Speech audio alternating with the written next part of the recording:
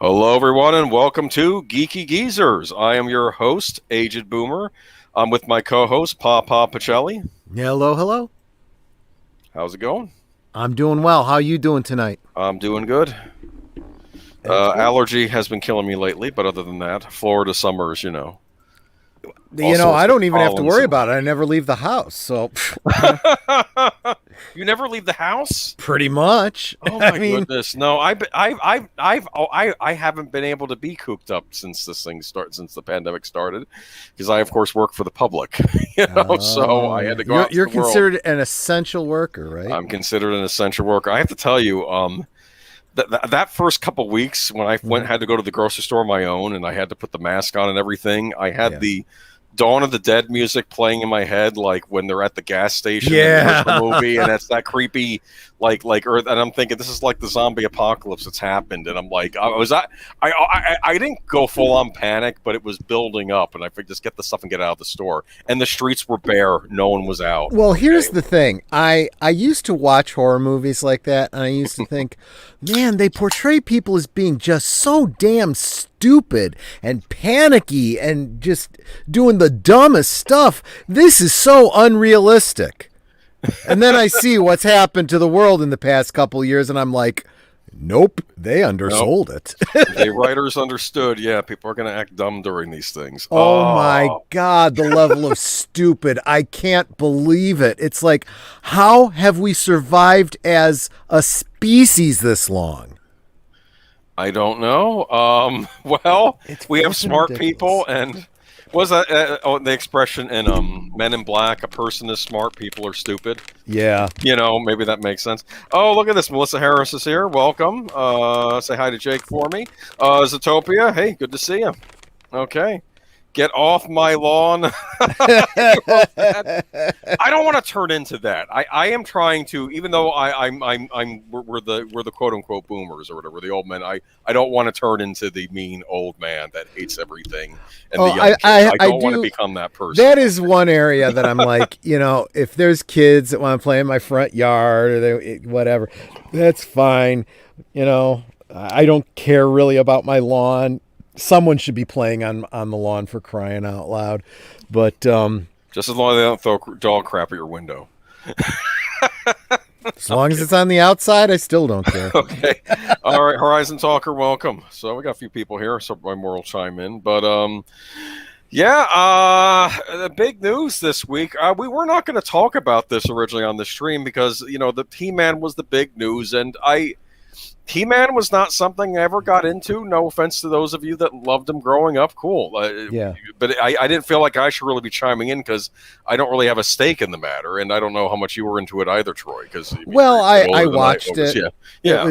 It was a little bit older. So, I was, I guess Star Wars was just kind of plateauing as the He-Man thing was starting to come in. And it's like, I've spent so many years buying Star Wars toys. I can't now get into He-Man too.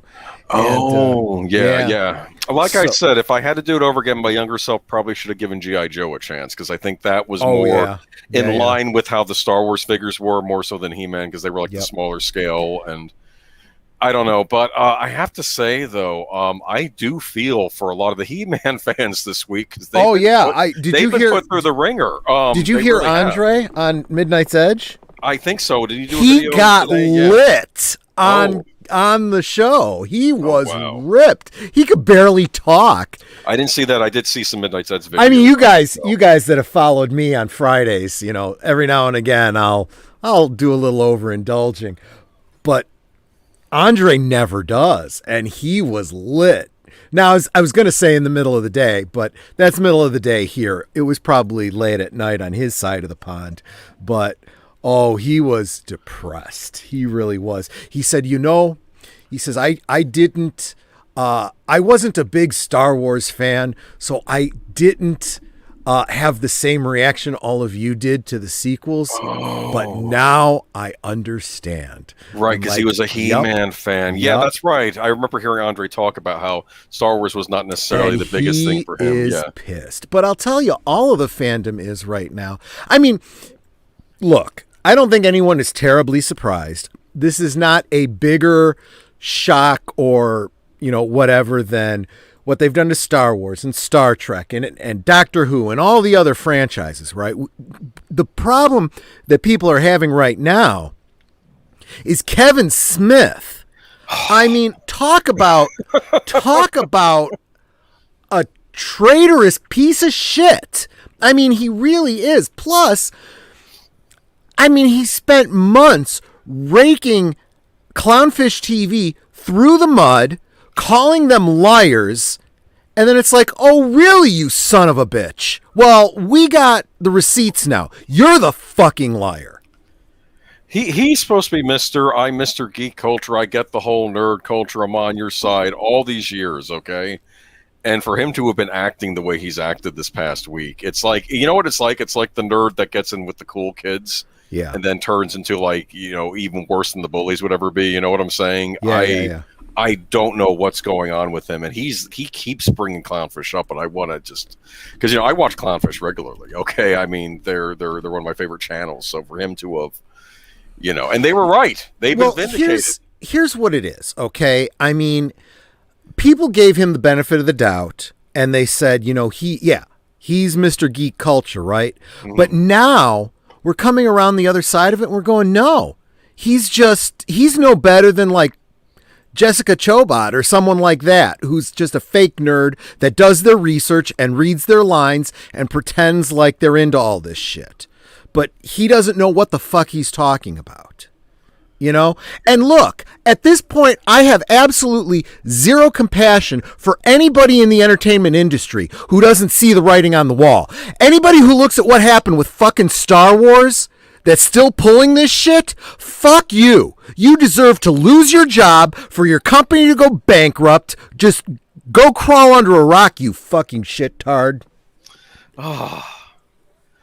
But yeah, I think it's going to continue throughout the week, so we may be talking about this next week as well. I mean, what do you think? He's picking a fight, and he's not going to win it. No, he is absolutely not. I mean, this is somebody needs to tell him to get the fuck off of socialist media and shut the fuck up. He really needs to. And he should have canceled his Comic-Con appearance, but he didn't, so he's out there shooting his mouth off there too. He's an idiot. He's a fucking idiot who needs to learn to read the fucking room. He is a sellout. Amen. I don't know what else to say. And I'm going to tell you, I can tell that he was not a He-Man fan. I think he was even quoted a few weeks ago saying that he wasn't a big He-Man fan, like years ago or something. And he's one of these older Gen X types that maybe looked at it and sneered at it. And, I knew guys like that. And to be fair, I never got into it either, but I was of the age range it was being aimed at. But it'd be like me coming in and pretending I was a He-Man fan and then taking the show and twisting it around and all this other stuff and just making it the Tila show. That's what they keep saying it is now. And then they defeminize and everyone is basically saying, again, nothing that they did is a big shock, but he fucking lied. I mean, this is not too dissimilar from, J.J. Abrams. Oh, no, it's not Khan. It's not Khan. It's some other character altogether. No, it's absolutely fucking Khan, I mean, but this is even worse because it's like we have reason to have our doubts. We hope we're wrong, but this is what we've heard. Nope, you've heard all lies. It's all lies. Really? Well, here it is. You shit stain. He's can't stand the guy anymore. I don't care what he ever does ever again. I will not support it. When was the last time he made a good movie? Some of his more recent efforts have not been good anyway. I mean, think Tusk. When I heard of it, I didn't even bother watching it. When I heard it was terrible. And Jay and Silent Bob is about all he's done that was even decent. Yeah, the Strike Back movie. It's kind of funny. I like the Mark Hamill fight in that. That was fun. Yeah, that's about it. Yeah. But he has not been relevant for over a decade. He really hasn't. Let's see. It's a hazard of the creator's mindset. Creators need boundaries, and they're very susceptible to social pressure, so they just take on the boundaries of their peers. I think Midnight's Edge had a video up today, kind of going into detail on that too, right? Yeah. Like I don't want to say it's like an echo chamber, but like they. Well, what they were doing was okay. So look, we've established that he is not the guy that knows He-Man, right? Mm-hmm. Because Clownfish even brought up the clip of him from his own show where he goes, "Oh, I never really followed He-Man." Okay, boom, right there. Don't fucking come out later and say, "Oh, I used to rush home from school to watch it." Bullshit. Were you lying then or are you lying now? Which one was it? Because they can't both be true. Well, look at Nicholas Meyer. Not really a big Star Trek fan when he was hired to direct Star Trek 2. So you do your damn research. He did his job. He did the research. He respected the characters. Yeah. Understood what he was inheriting and did right by them and made probably what is considered the greatest Star Trek story ever told, or one of them at least. Yeah. Up there in top 10 at least. So I don't fault him, and I don't fault anyone if you're not an expert on something. But when you come onto a property, you have to have some basic respect for it, or don't do it, or just pass on it and give it to somebody else. Well, and that's where the He-Man fandom is right now. But I'm telling you, like I said, these fucktards need to read the damn room, because if you look over at Lucasfilm right now, the times they are a-changing. He's not reading the room. He's been in Hollywood too long, and he's going to get. Hollywood in general doesn't seem to be. They are so fucking slow to see what's going on right in front of their damn faces. Yeah. Oh man, though, did you hear Stephanie Janicek's comment on this whole fiasco? She tore into him. That's a good video if you get a chance to check it out. But I didn't. I got it on my. I got a lot of videos on my watch list. No, it's all right. I know you've been busy this weekend. It was yesterday, but check it out if you get a chance. Yeah, that was. But I was actually surprised she was even talking about He-Man, because I know it's not her bag. It's not her bag, but she understood. She still felt for the fans, and it's more about how Kevin Smith has been acting. Yeah, that's more what I'm doing right now too. Okay. Well, that's just it. I mean, he's got people turning on him that don't even give a flying fig about He-Man. You know, I mean, if that's all it was, I'd be like, okay, well, there's another one, and it wasn't a big deal for me. But I'll tell you something. You know, he can go suck a tailpipe for all I care. Oh yeah, purposely set out to change He-Man in the direction of the studio. He could have gotten away from if he just didn't lie. Right. But let me see. That's not an and excuse. This is the same guy that keeps posting pictures of himself crying over this, that, and the other. Oh, he took me back to my childhood. Blah, blah, blah, blah. It's like, fuck you.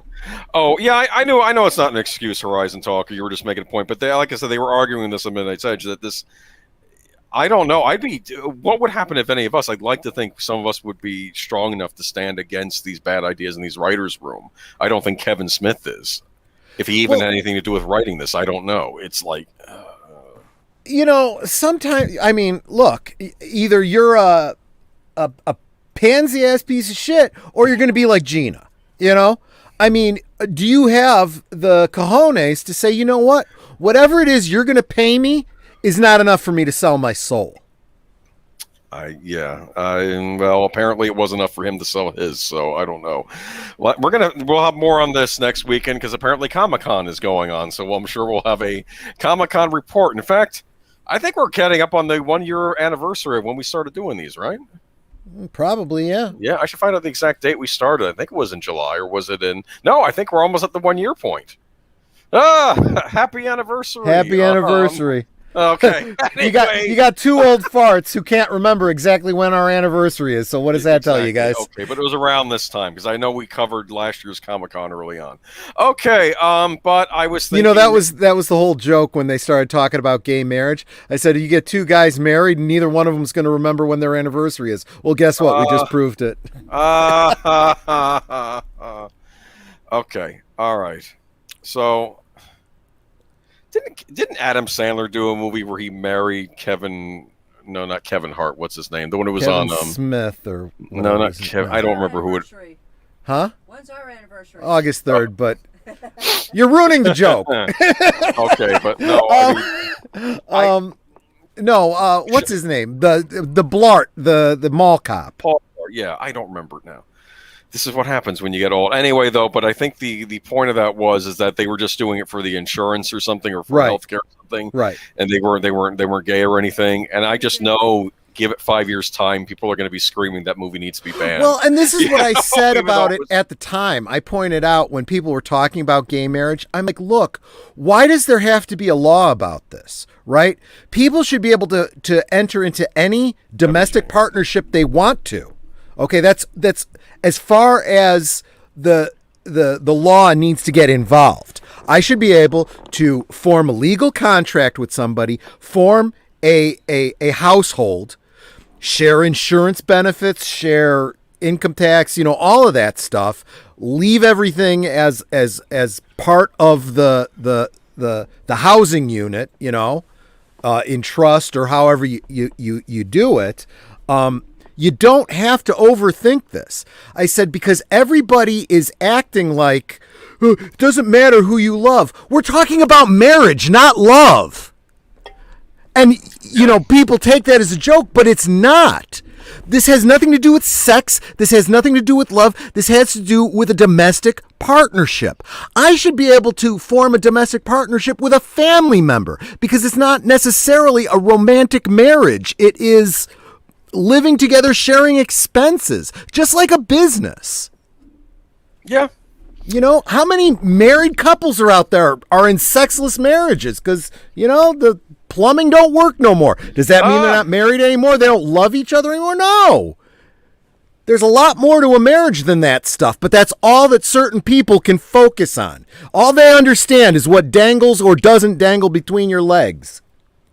I now pronounce you Chuck and Larry. That's what it was called. My point That's is, what it was. Yeah. I can see that movie in a couple of years becoming a problematic movie, even though it was actually meant to soften people's minds. Unless people get their heads out of their asses and start realizing that unless they stop, everything's going to be problematic for somebody. Eventually, yes. Anyway, let's go to a share screen, and we're going to go back to Horizon Talker was just talking about how this is a year of dismal entertainment.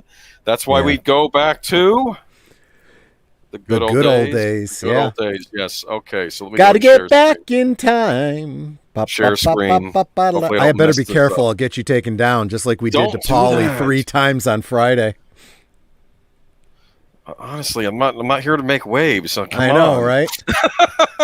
Yeah, he got hit with 3 copyright strikes and we were doing karaoke. I'm like, wow. Can't even sing a song. I mean, badly off key. Half the time you can't even recognize what song we're singing. Ridiculous. Boomer shooters. Yes, boomer shooters. The good old days of the first-person shooters. Okay. Now, in the early days of computer games, people had concepts in their head. And I remember playing a game called The Eidolon by Lucasfilm Games back in the day. Yeah, before they became LucasArts at all. Yeah, early Lucasfilm game on PC, on Atari 800 computer, and you kind of moved around in first persons, and once in a while you'd have to fight a monster, and this is like a dragon you fought in the game. You're like in these underground caves. It's really a shame Disney doesn't understand when they bought Lucasfilm. They bought a whole bunch of IPs that they could probably turn into movies and stuff, but whatever, they don't know these things. Okay. But anyway. And every one of these games you're going to cover, I'll bet you they could update with new graphics, and it would be awesome. Mm-hmm. We're going to get there, okay? But here we go. We have Wolfenstein 3D. I had to find screens of it without certain symbols in the background. Anyway, which is not easy these days. That's right. But this is a game where you infiltrate a German fortress during World War II and start shooting up a bunch of rhymes with Yahtzee. Okay. I had this game on a disc. Remember when we were talking about getting CDs that had a whole bunch of games on it because you could fit so much?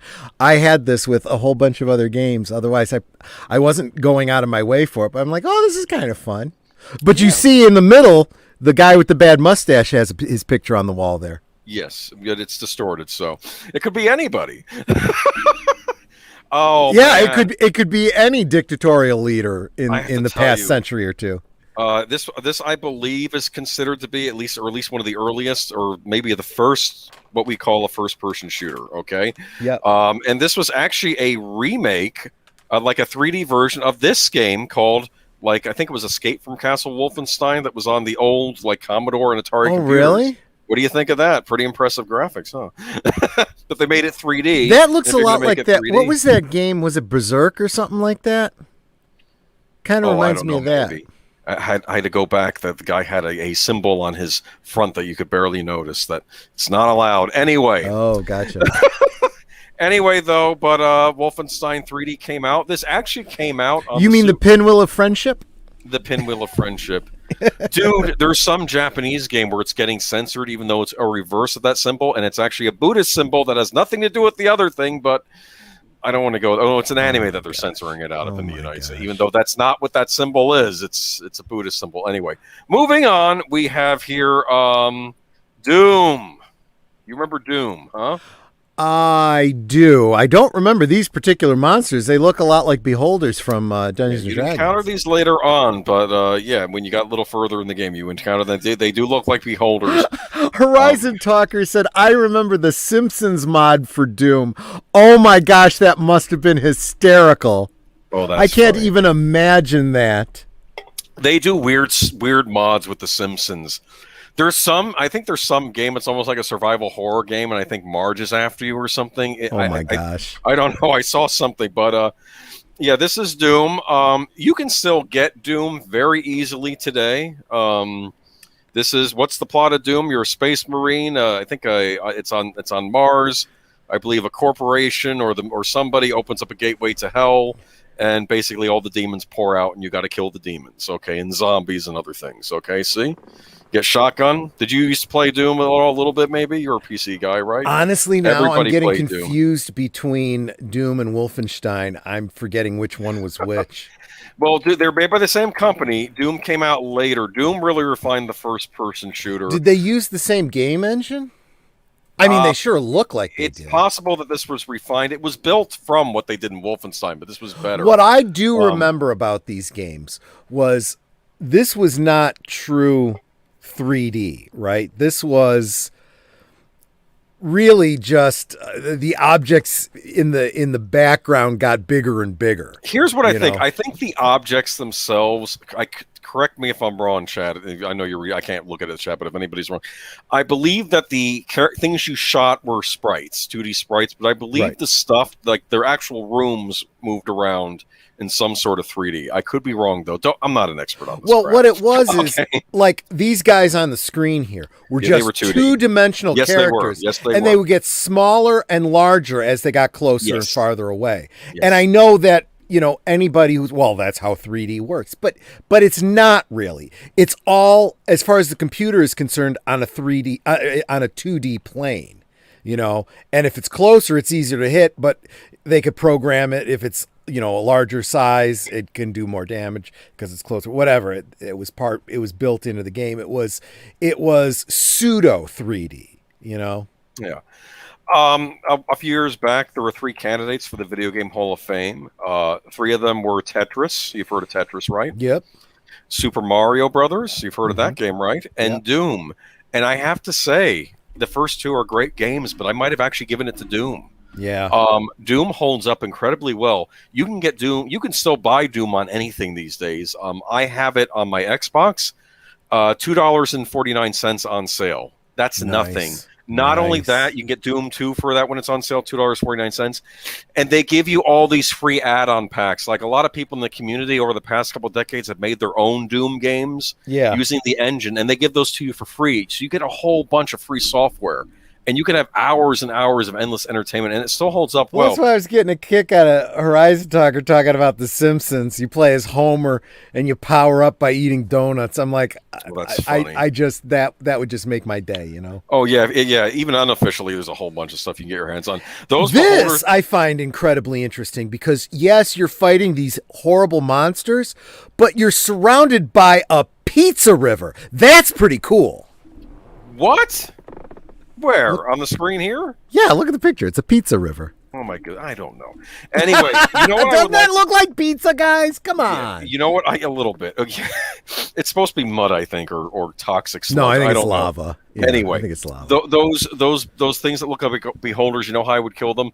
Sometimes you'd run into like these basically like Indiana Jones in the Temple of Doom, where like the ceiling comes down on you, right? And you have to run through real fast. Sure. I would try to have these things follow me in there and watch them get crushed by those things. Ah, that's funny. You can still pick it up today if you have a PC. It's on Steam or any other thing, and Microsoft, Xbox, PlayStation, Nintendo Switch. You can play it on the go, easily available. So, there we go. And later on, there we go. This one I know. This is Star Wars Dark Forces. I didn't play too much of this one, but you may be a little more familiar with this. Now, I had heard that they were working on upgrading this to a new game engine or something like that. That it was supposed to get re-released. I don't know.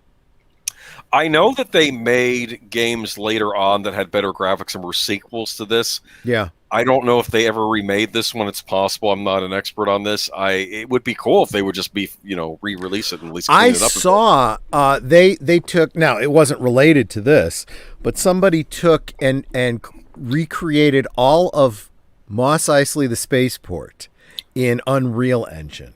And you walk around with this gun and you can fire at things. You can't really do any damage. There's no game application built into it, but you can travel all around. You can go to Docking Bay 94. You can go into Chalmers Cantina. You can go to all the different places.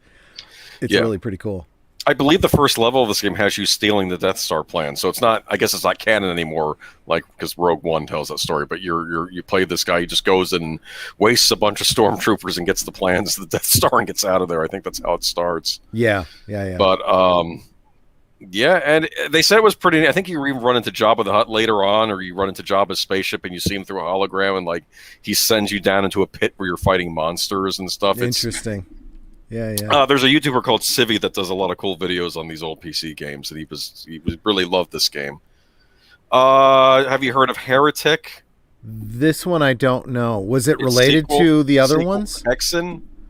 Oh, I've heard of Hexen, yeah. Yeah, that was its follow-up. This is like first Doom, but with magic and sorcery, that sort of thing. I never played them myself, though. Sure. Because I was not a PC guy. In fact, going back to Doom, they released Doom on the Super Nintendo, and for the time, we were all amazed, and looking at it now, it's terrible. It's like the sprites couldn't actually turn around. They were always facing toward you. Because they said it was a miracle they could get it run on the Super Nintendo at all. My brother had it on the Sega 32X, which was this add-on for the Sega Genesis you could buy, and you could get Doom for it. But even that, it still wasn't nearly as good as the PC. Yeah. But eventually, we started getting more into PC games. And this game I remember playing. Remember Duke Nukem 3? Yeah. And he had a bunch of one-liners, and he was, foul-mouthed. He's like, come get some. Like, I come here to kick ass and shoot bubble gum, and I'm all out of bubble gum, canned lines from action movies. Attack of the Bleached Blonde Biker Bimbos. I would see that movie. Right? You could go and That sounds like a Grindhouse film. Yeah, you got to go into Quentin Tarantino should direct it. Oh man, yeah. I wonder if I think there might have been some Pulp Fiction nods in this game actually, because that was. I wouldn't be surprised. Yeah. And I think you can go into the movie theater and turn the projector on, and you see like a bikini-clad girl dancing around. Of course. And like you're fighting these alien pigs that I guess are like alien space pigs or something, or it's like hot pigs. It's really what I love about this picture right here is they go to the realism of showing the brasses being kicked out. But my problem is I would want to stop and police all my brass, and that's probably not even built into the game. You mean pick up the shells? Yeah. Oh, okay. Yeah, I don't know if that's built into the game. No, probably not. It was pretty advanced for the time. You could actually look around up and down and jump. You couldn't do that in Doom. You could actually look around in all directions. And moving on, Quake. Do you remember Quake at all? Quake was another one that I got on CD with a bunch of others, yeah. Yeah, Quake, I have to tell you, I didn't play it on PC, but it did get ported to the Nintendo 64, and it's still one of my favorite Nintendo 64 games. It's really creepy. It's almost like horror fantasy, but you have like machine guns, and you're shooting all sorts of horrible things. But I really wish this would get a re-release on consoles. You can still get it on PC, no problem. The PC version even had the soundtrack was scored, I believe, by Trent Reznor of Nine Inch Nails. Just a real quick note. Zootopia was saying that he had heard that Dave Filoni was thinking about turning the main character from Dark Forces into a cartoon for Disney. That might be interesting. Oh, so maybe figuring out a way to put them in there so he wouldn't be doing the stuff that happened in Rogue One, but maybe he would be doing other stuff. That'd be interesting. Well, actually, there could be some stuff that goes from, before. No, I guess it wouldn't work with the Rogue One thing. It could always be stealing the second Death Star plans. I didn't think about that. Hands them off to the Bothans or something like that. Bothans. They're cat people, right? I believe in Star Wars lore. Something like that, yeah. Okay, but Quake. Now this right here, I was of course a console guy. Okay, not really a PC guy. I kept trying to become a PC guy. It didn't take. But I got a Nintendo 64, and the Nintendo 64 got an exclusive Doom game called Doom 64. Now, if you'll notice, we're still sort of doing of course, the game engine itself is 3D, but the characters are still not fully 3D. But that's rendered graphics. That's like what they use in Donkey Kong Country, where they use like CG characters and they compress them down, as opposed to it being a sprite character. So that's sure. Different look. This has also recently been remastered and re-released. You can get it for $5, $2.49 on sale. It's considered by many people to be the true Doom 3. Okay, nice. But it's a really good game. If you've ever played it, you're in for a treat. And it's available anywhere. This is Turok Dinosaur Hunter. This was a big deal when I got this on the Nintendo 64. You ever hear of it? No. Okay. Well, but this does look familiar to me, though. It did come out on PC a little while later. There was a wonderful brief window where the Nintendo 64 could do the 3D better than a PC could. Oh. And then about 2 months later, PCs caught up and exceeded, because that's how PCs are, right? But for a while we had it, and this is a cleaned up version of this, of course. This has been remastered. You can buy this on PC, console, and Xbox, but it holds up pretty well. It's just based on a comic book. You're an American Indian, and you end up going into another dimension and fighting dinosaurs and other humans from another dimension, and it's a lot of fun. Okay, you get to shoot dinosaurs. What else do you want? That's always fun. Yeah. Okay, yeah. And of course, this was the big one for the Nintendo 64. This was James Bond 007 GoldenEye. I have heard a lot of people go on about this. So you look at something like this and you go, "Oh man, those are crap graphics," but apparently the gameplay was excellent, the story was excellent, and it's gotten a graphic upgrade. Yeah, probably not officially. I mean, they did make another GoldenEye game that had Daniel Craig in the role, and they based it on the movie, but it technically wasn't a remake of this game. But some of the levels were similar because the people over at Rare based the levels on the actual GoldenEye sets. Yeah. Nintendo, Rare was under Nintendo at the time. Nintendo, they actually bought the James Bond license for GoldenEye, and they must have gotten it for cheap. Because James Bond at that point was not a big deal, right? License to Kill had flopped, and they were kind of bringing out another GoldenEye. They were probably trying to raise money, so Nintendo bought the license to make a game out of. And this game came out a year after Super Mario 64, which was the big system seller. And they didn't really have a big holiday game. They were trying to pass off Diddy Kong Racing, like a racing game, as their big holiday game. But this game came out like a couple months earlier, and everybody wanted this game. This was huge. I bought this the day it came out, and I was annoyed because I'd gotten another racing game, Super Mario Kart. My friends were playing it a little bit. And as soon as I got this, that's all they ever wanted to play. Yeah. I sucked at this game. 4-player mode, split screen. I would be looking down at the people trying to shoot, and then someone comes up behind me and pops me in the back of my head. But you could play as different James Bond characters like Oddjob and different Bonds too, like Connery was in there, I believe, and what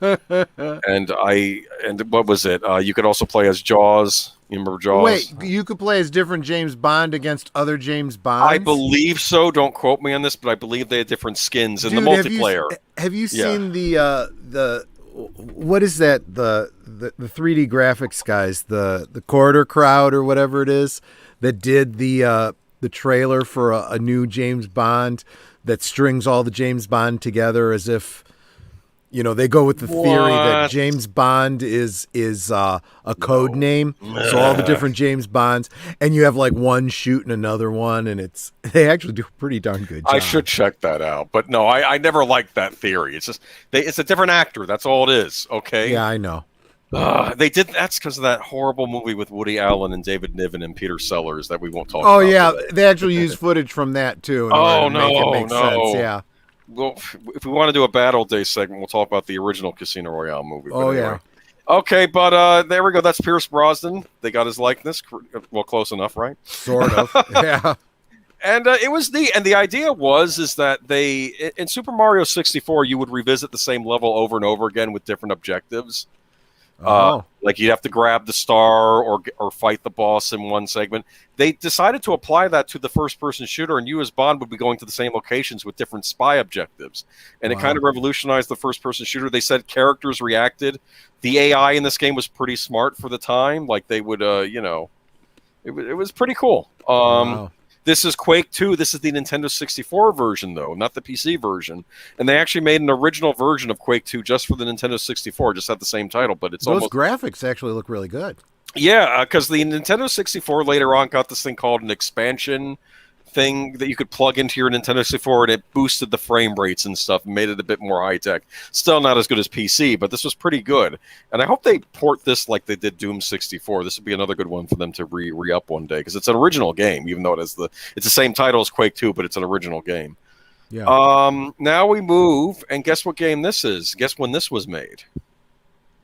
No idea. Came out last year, I believe. This is Ion Fury. Huh.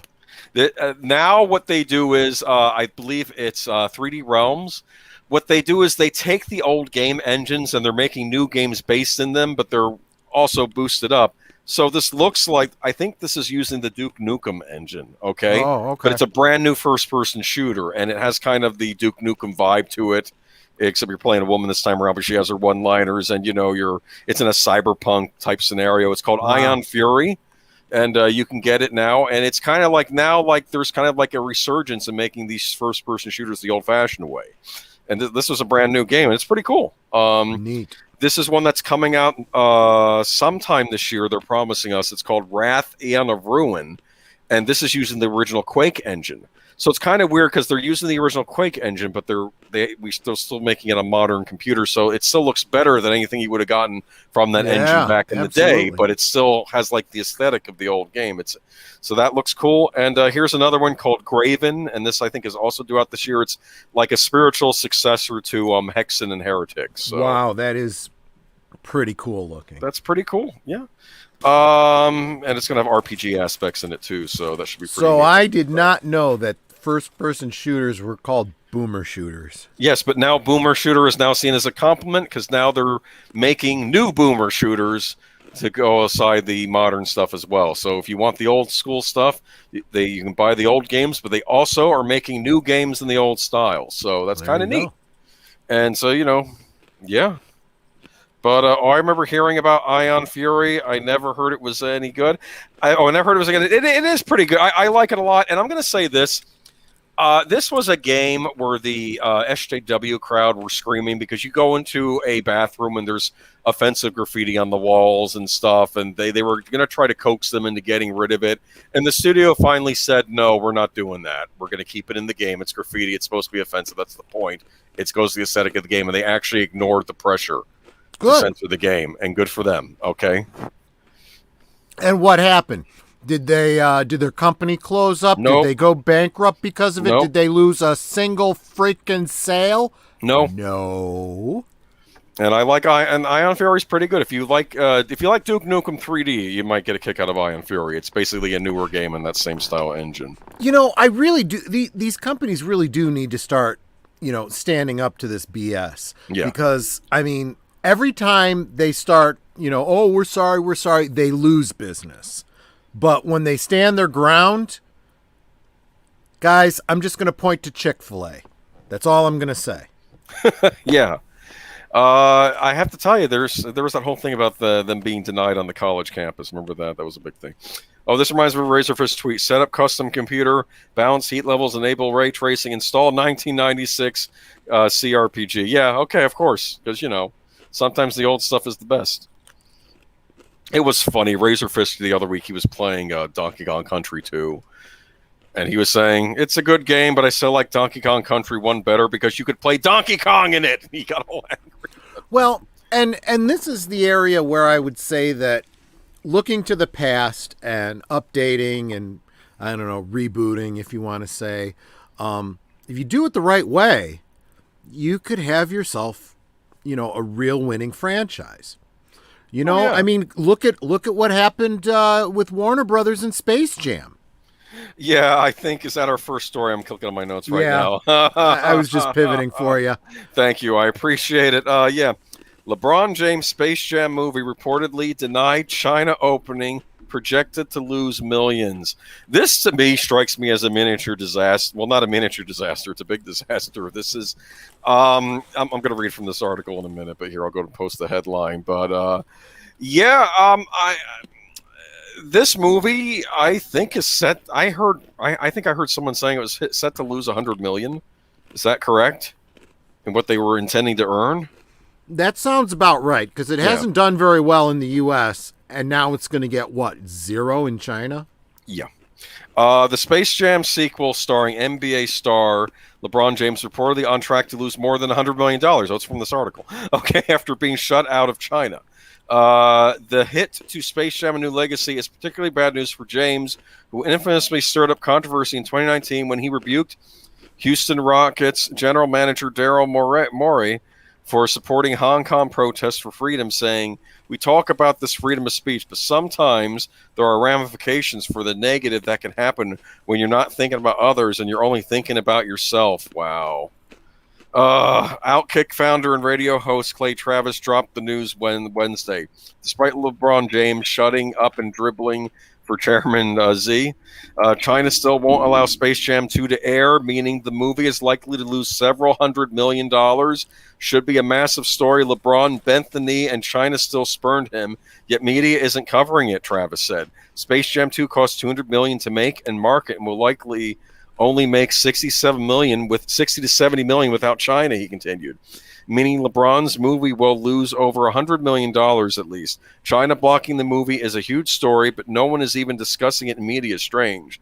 And another quote is, LeBron ripped the First Amendment in the United States, declining to speak up for basic human rights in China, and shut up and dribbled for Chairman Z to get Space Jam 2 in China, Travis added. And now LeBron won't even talk about his movie being banned because he's still afraid of upsetting China.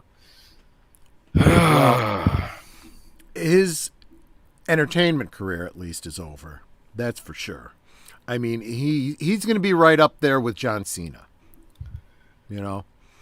Yeah. And look, this is what happens. You're a bootlicker, you get your teeth kicked in. This is what happens. You know, you're a dumbass.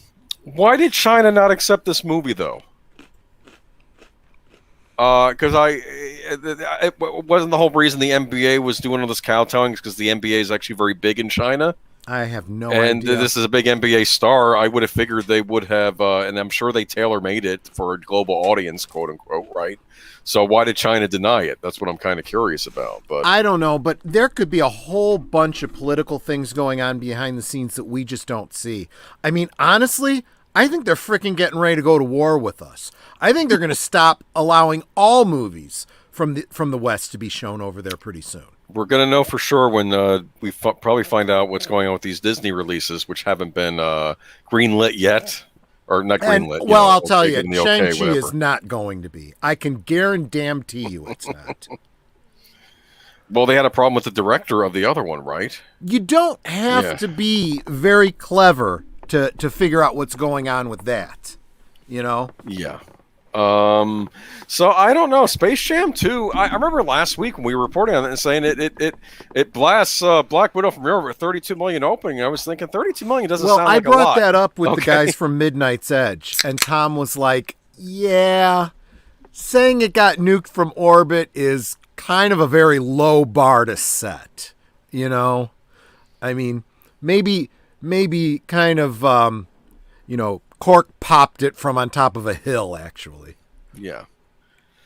Oh, to quote Joker, you get what you deserve. Okay. Absolutely.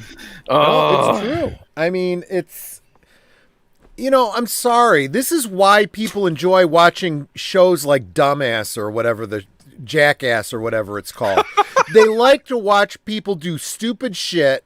And, you know, it's that whole game of what happens next. We all know what's going to happen next. We're just watching to see when that guy figures it out. You know? Oh, what's this? They probably banned it because it's got Rick and Morty in it. Those two are time travelers, and that's a no-no for stories That could set be. in China. You know what they could do, though, with Rick and Morty? They just cut out the scene, and they probably did that. And China said, but you didn't cut it out of the U.S. version. Because that's where we are now, okay? It's not enough that I mean, I understand how when you're shipping something overseas, why a studio might take something out of a movie they're going to show in another country. Fine. I don't care, okay? Well, they're probably also cut. realizing more and more that as much as they try to control their internet, people in China are still able to get stuff on the internet, and they're getting, you know, pirated copies of just about anything they want over there, and they don't like that. No, so they really are trying to dictate to Hollywood what they put out, which is a big part of why we're getting the shit that we're getting right now. So wait a minute. So if a movie doesn't get released over there, they can still get a pirated version, and it may have some things that are not flattering to the status quo over there. Is that right? It's ridiculous. Exactly the way you say it. They may be able to get it over there, and they don't like that. So the world has to serve China's whims. So it's just like the whole Second Amendment thing, right? You know, we want to control all the guns because we want to, you know, curb the possibility that bad people might not. So that we're not going to control the people and their action and prosecute crimes. What we're going to do is we're going to try to control all the things around it to keep people from getting the guns. Well, it's the same thing with China. China says, we have decided you will not watch these movies in our country, and we don't want anyone outside of our country to make these movies either because they might make their way into China. I'm still reeling over what they did with the Top Gun movie, which has yet to come out, where they made them remove the Taiwan patch on the jacket. Remember that? That was a big thing. Well, you know, it's really simple for me. That's just one more movie I won't be seeing. Yeah. You made it for China. It wasn't made for me. Well, it's a pity because I'm thinking this will be a nice, good patriotic movie that comes out, right? And you know, it's interesting because I keep going back to what's her name, Brie Larson. You know, it wasn't made for me. You know, this movie, it's all wham and power and men are shit. That's fine. It wasn't made for me. So you don't get my money, and you don't get my wife's money, and you don't get anyone in my household's money. It's just that simple, you know. Oh, I'm waiting for her to crop back up in the news. I know that she said she's gonna take a break from YouTube for a while and go back to acting. That was the last I heard. Okay. Well, I'm gonna pull a Kamran Pasha here. I'm gonna give my my prediction. Okay, she is going to be focused on Captain Marvel family or whatever it's called now, the Marvels, whatever the fuck they're calling. They can't call it the Marvel family because never mind. I don't know. Well, they're not calling it Captain Marvel 2 anymore. It's the Marvels or whatever. The Marvels, and that movie is going to tank.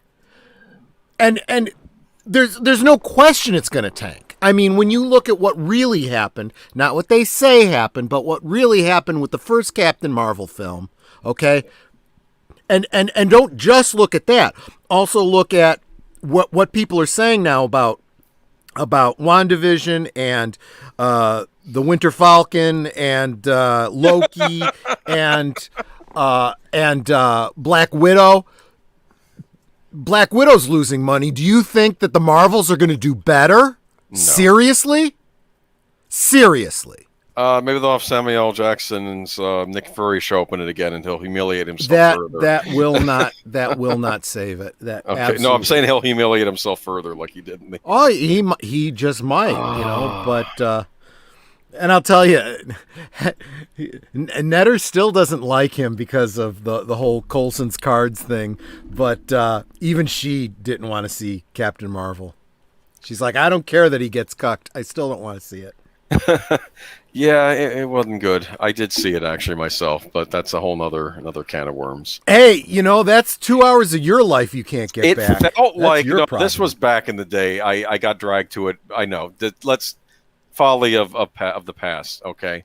I am going to say this though. It felt like a very expensive, like made for TV movie. That's what it felt like. It didn't feel like it was better than the Inhumans pilot that got shown in theaters as well.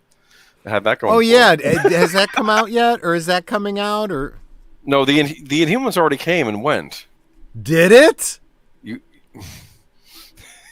weren't aware Holy that? crap! Yes, they released the pilot in IMAX, and then then you could watch it on TV, and then they had it on TV, and it lasted like 10 episodes, and it was never seen again. Oh gosh, it was not good. I watched the whole thing. It was supposed to be like in the Agents of S.H.I.E.L.D. universe. Well, of course, that was the one with Medusa and they cut her hair off. Black. Oh god, they cut her hair off to save on the effects. So like it's this big horrible thing. It's like, oh, I got my hair cut off by the bad guy, and they think it was so they didn't have to keep doing. They're working on another Jack Kirby product, aren't they? The Eternals. The Eternals, yeah. Yeah. When is that coming out? In the fall. That's the one. Or I was just going to say, or has that already been out? No, you can maybe, yeah. No, that's coming out in the fall. That's going to have Angelina Jolie and Salma Hayek and the guy that played Robb Stark and some other actors in it. And I don't know. All right, let's go to some good news, perhaps. Hopeful. Dune's latest trailer introduces its all-star cast and a sandworm. Yeah. Well, I would hope it would introduce a sandworm. We're subverting your expectations. No sandworms in this. I'll tell you, there's one thing. No, go ahead. There is one character that has been suspiciously missing from the cast list. Oh, and that is Fade Ratha. Right. The character originally played by Sting in the David Lynch film. You're right. Because I believe what's his name? Batista's playing the other guy. They're definitely focusing more on Beast Raban, which is fine. I mean, good.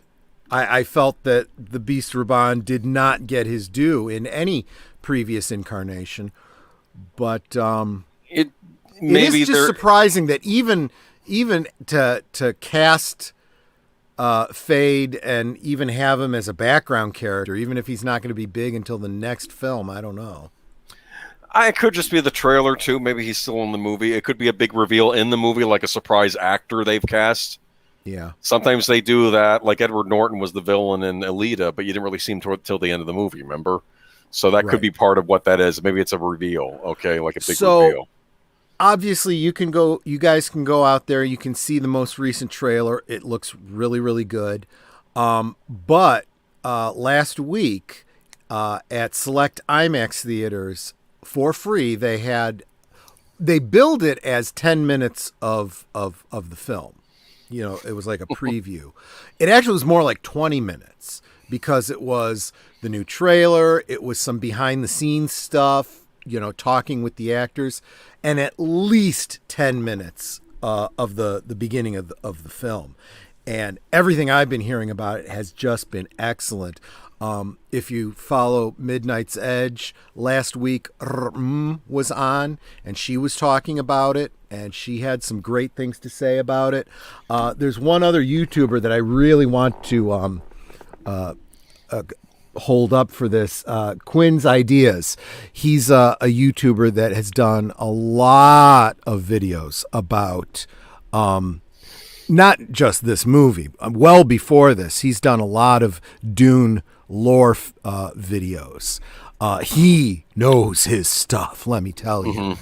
And he went to see it, and he literally went through like all the details. I almost feel like I've already seen it, even though I haven't, just based on the things he said. A lot of speculation. From what he described, I also was able to see some of the stuff in the trailer. I've seen the scenes of the fighting with the shields and whatnot, which look really, really good. They described Paul trying to use the voice, and I just got the impression that it's the kind of thing you can't really describe. It's like you're just going to have to see it, but It does come off as not mystical, not like use the Force, Luke. It was, you could almost believe that it was a real world achievable manipulation kind of thing. I can't even imagine how it's done, but it looks really interesting. Zootopia says Dune is my favorite sci-fi series. I have read it at least 10 times, and the entire series at least 5 times. I was underwhelmed by the trailer. I don't know. Like I said, have you seen the most recent one, Zootopia, the one that just came out last week? yeah, because that one I was pretty impressed by. But to be fair, I have a horrible confession. I've never read Dune. Okay, it's one of these books on my to read list. Okay, I'm reading Philip K. Dick right now. Here's the other thing. So maybe someone who's that familiar, anything. I mean, it's like some people understand Lord of the Rings when it came out because they were. That's exactly it. A lot of fans are saying that they are taking it seriously, just like Peter Jackson did with Lord of the Rings, right? Because when you do something like that, you have a huge built-in fan base that you have to honor, right? But you also have to make it accessible to a new audience, right? That was probably the biggest problem that David Lynch had. David Lynch had to take this whole book and compress it down into less than 3 hours, and it was never meant to be done. It can't be done. And he was not happy with it. So it sounds like Vinny Villeneuve is, did I say that right? I probably better than I could say it. I need to know his name because in my opinion, he might be the best director still making movies today. Yes, I am just hearing some great things about it. So the one thing I'm hearing, especially having done this in IMAX, is the scope of this thing. You know, just the scale and the scope and the size. It sounds like they're definitely hitting it. And it also sounds like they're doing a good job of that whole, what we talk about on our channels all the time, this whole concept of show, not tell. Right? Where instead of giving us a bunch of stupid exposition dumps, which unfortunately we got a lot of in the previous Dune outings, it sounds a lot more like they use language that you're meant to pick up from context, but they show you so that you get the idea. You know, I don't think they're expecting everyone that comes in to just know as if they've read the books. And even if you read the books, you have to go to the back of the book and read the glossary to pick up what the different words mean. There's appendices that give background history and stuff. Oh, yes, definitely. I know it's as complex as Lord of the Rings, probably maybe more, right? Exactly, it is. Yeah. But it really sounds like he's taking the first book and he's splitting it in two. Yes. So the first movie is going to be just half of it. And he's going to take his time. Everybody that I've heard talking about this has said major kudos on pacing. It seems like it's paced correctly. So that you'll get the feeling, you'll get the backstories, you'll get the idea of who these characters are.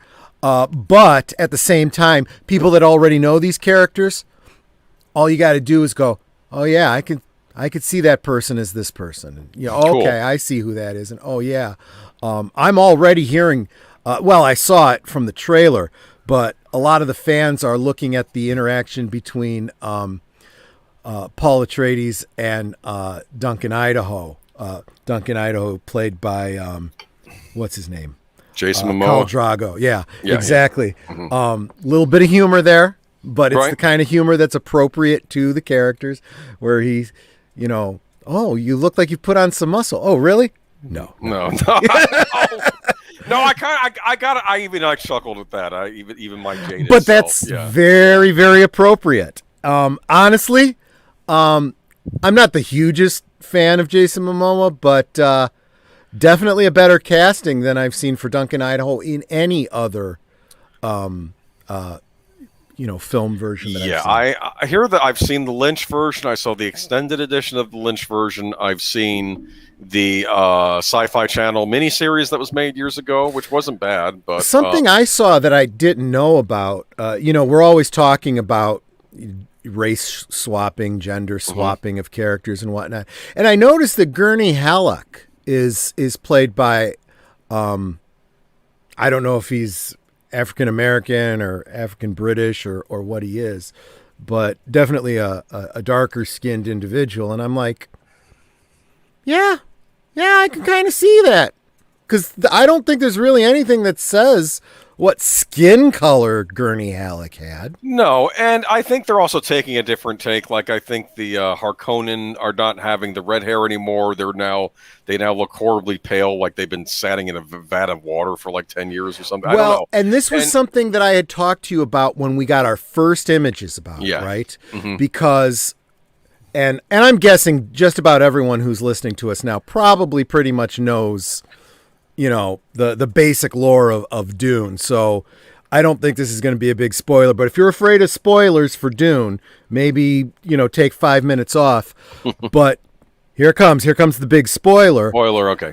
Jessica, that's the hero's mother, is actually the daughter of the bad guy, the Baron Harkonnen. Oh. And one of the ways that this is foreshadowed in the book, is they both have this bright red hair. So it's not a huge surprise when you find out that she is, his daughter.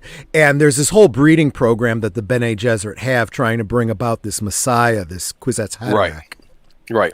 And the reason that they hide your lineage is because if they had wanted Jessica to have a daughter, and then they wanted to marry off that daughter to Feyd-Rautha, which would have literally been marrying off cousins. Well, no, wait a minute. I take that back.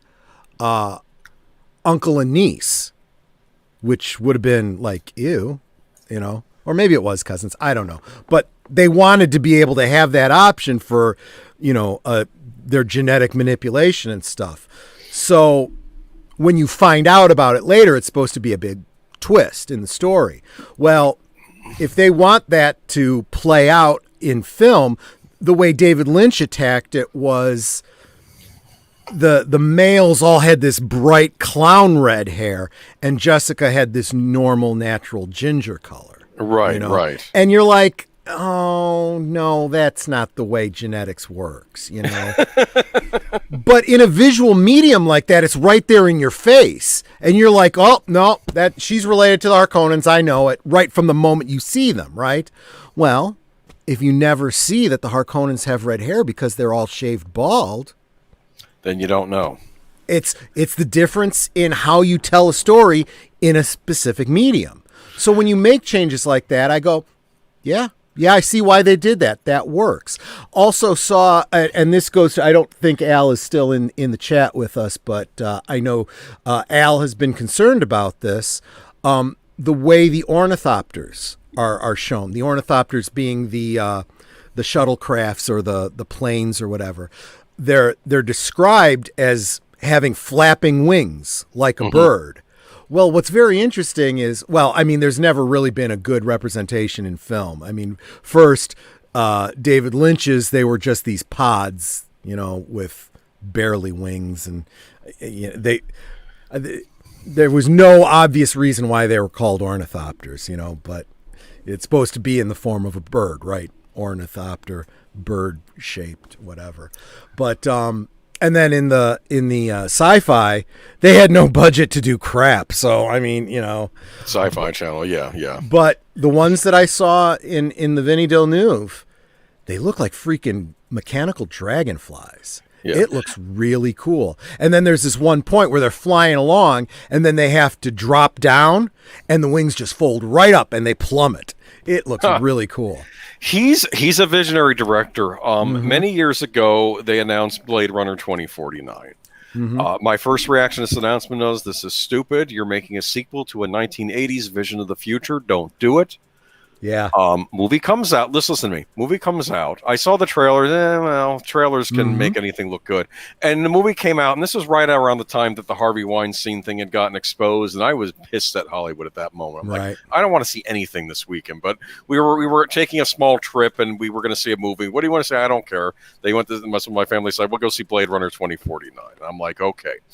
Now, I know some people maybe didn't like Blade Runner 2049, but I sat there and I was engrossed from beginning to end. I loved that movie. It's one of my favorite sequels. I argued in some ways that year I saw the best sequel and the worst sequel of all time, which worst being The Last Jedi a couple months later. But I loved Blade Runner 2049. And it was really I thought a perfect successor. I was very concerned. I was afraid they were going to take some kind of a stance on the whole, is Rick a replicant, all that kind of stuff. They purposely didn't answer the question. They did, and I was so grateful. In fact, I think the one played the villain of the movie, the one who was running the Wallace. He was trying. I think he was even trying to poke Deckard. So Deckard saying, "Are you a replicant, or are you?" Or are you just a person that fell in love, regular human that fell in love? He was trying to say, like, get an answer out of him because he wasn't sure. Because he's trying to figure out how Sean Young's character, Rachel, got pregnant. Okay, how was that possible?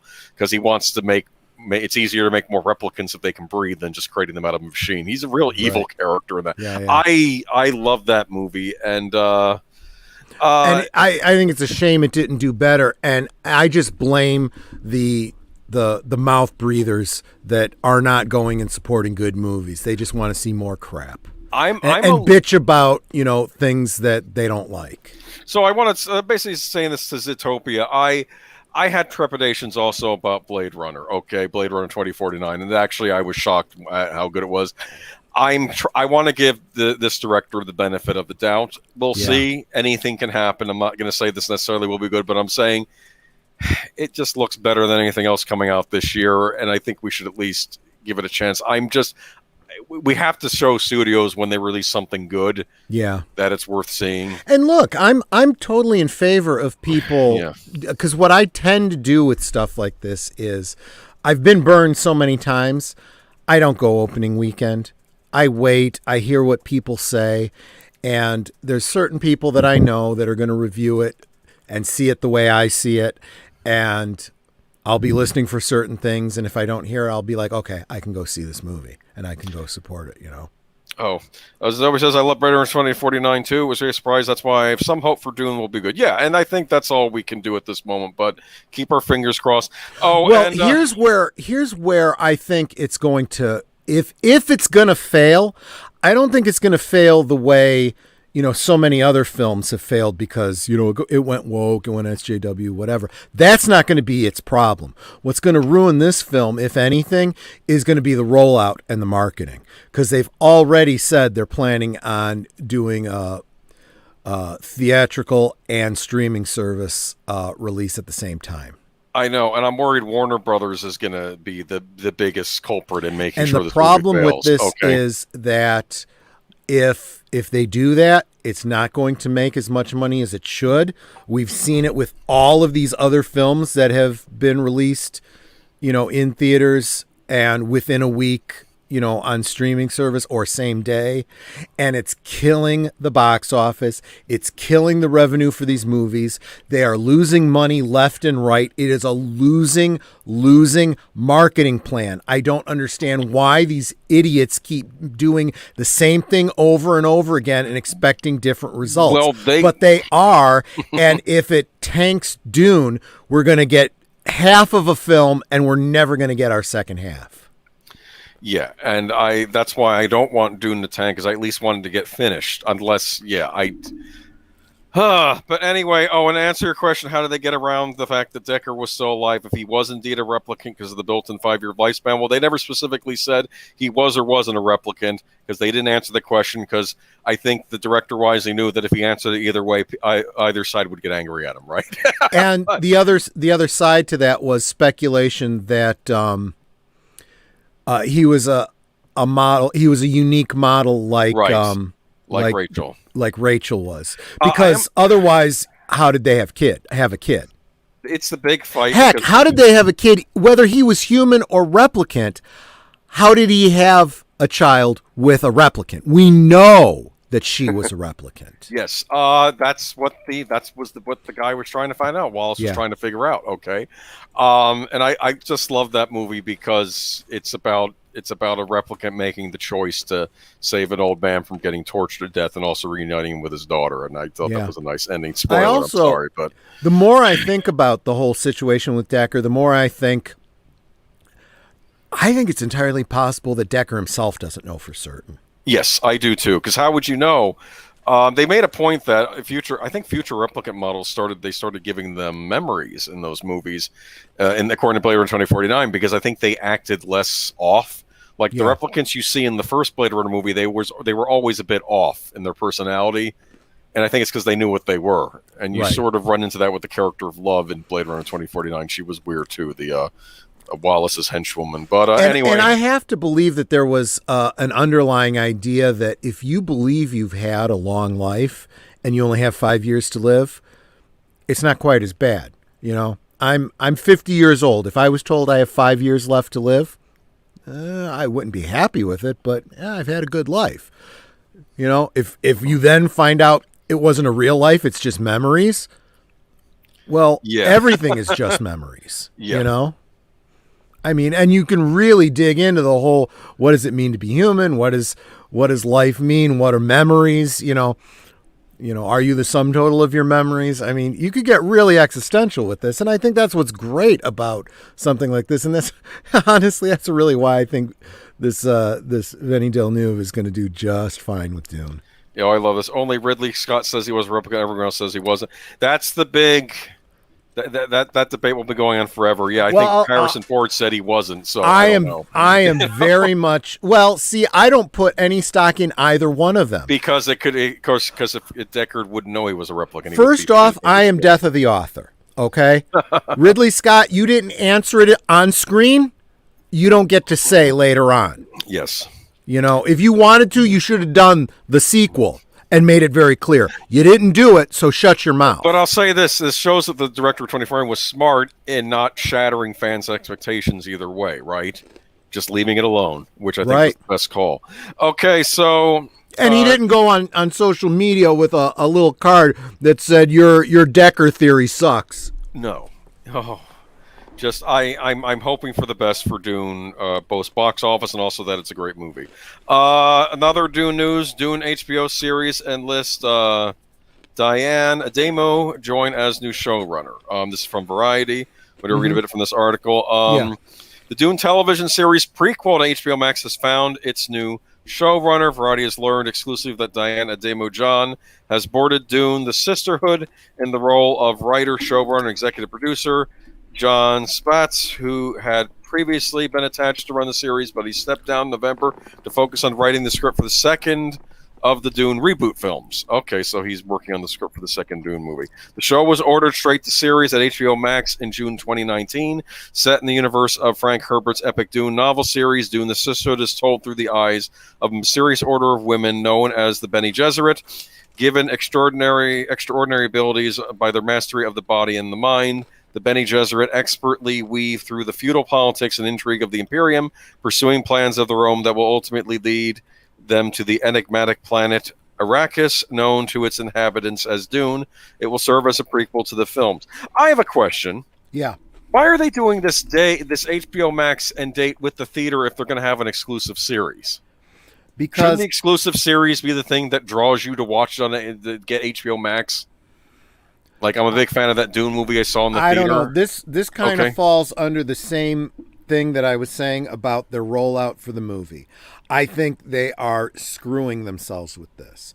There is no upside, in my opinion. There's only downsides, okay? Yeah. Because, first, if you don't have a huge success with the movie, your series isn't going anywhere. And if the series sucks, no one's going to go see the movie. Yeah. She's worked on Netflix Haunting of Bly Manor. I don't know if that was any good part of this. She worked on such shows as Empire at Fox, The Originals, and The Vampire Diaries at the CW, and Medium. I did used to watch Medium. Did you ever watch Medium? I did watch Medium, yeah. Medium wasn't bad. That wasn't a bad show. I don't know anything about this Blythe Manor thing. I know Big Al likes it.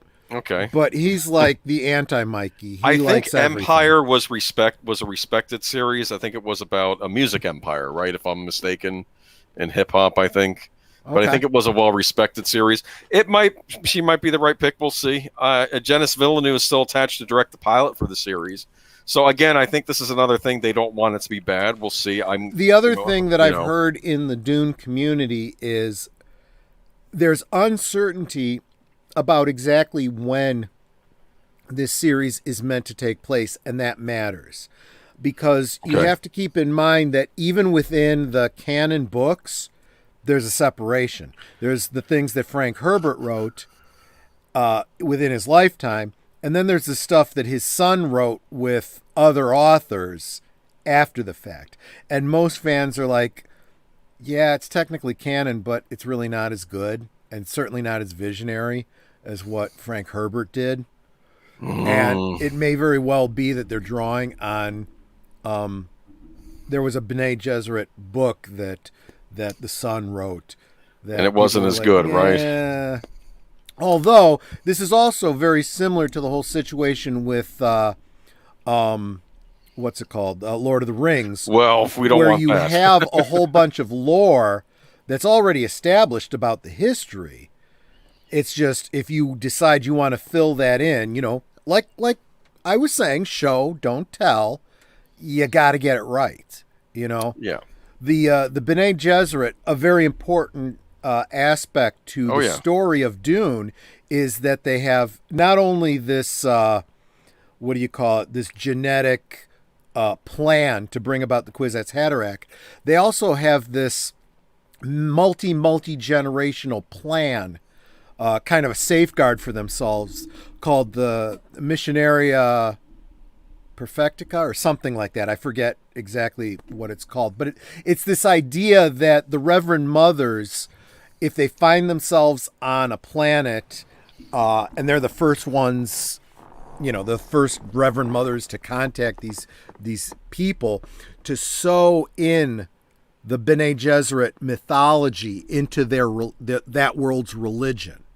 Okay. So that if another generation's Bene Gesserit shows up, she'll be recognized as, someone of power, they will help them be on their side and so forth. It's this really crazy multi-dimensional chess game. And yeah, that's the kind of thing that would be fine for them to do a series where they're setting that up.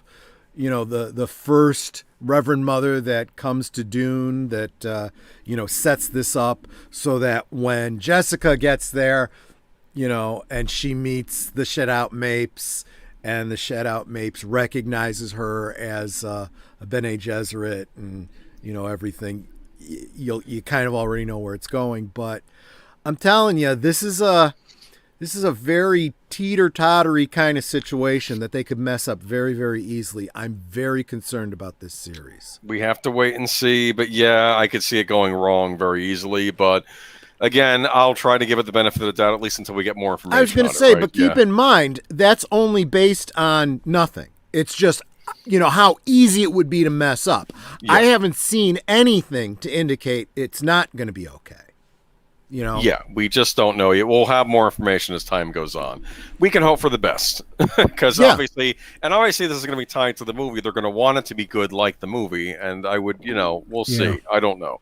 Warner, okay. Jatobi had a comment. He says Warner Brothers trying to make movies to push people to get HBO Max subscriptions.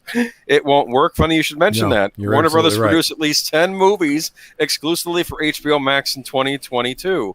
Is this like how Amazon is having their exclusive movies like that, like Jolt that just premiered and that one with Chris Pratt fighting the alien and things? Yeah, well, look, you have everybody who is trying to get their own content onto these streaming services because they think, that people are just going to flock to them, and people are going, I can't afford to subscribe to HBO Max and Disney Plus and this one and that one and the other one. I'm sorry, I just can't do it. In the old days, I'm counting these streaming services like they remind me of how premium channels used to work. How you'd get HBO, but you'd get your exclusive shows on HBO, like Tales from the Crypt or Dream On. I'm really setting myself back, aren't I? Okay, yeah. But and then you'd also get movies would be on there too. Okay, and like Showtime had its own exclusive shows, like that Robin and Sherwood show I love so much. That was a Showtime exclusive series. They were partnered with ITV. But wasn't I don't know. Showtime the one that had the Shelley Duvall Fairy Tale Theater? Fairy Tale Theater. That was another one they had. Yep. That was a good one. Mm-hmm. But anyway, let me get to the article. Warner Brothers produced 10 or more movies exclusively for HBO Max in 2022. Warner Media CEO Jason Kilar said Thursday as he declared motion pictures matter and will continue to matter. He's still there. I thought he was looking for the door. Okay, I don't know. After they did the Discovery merge. Okay.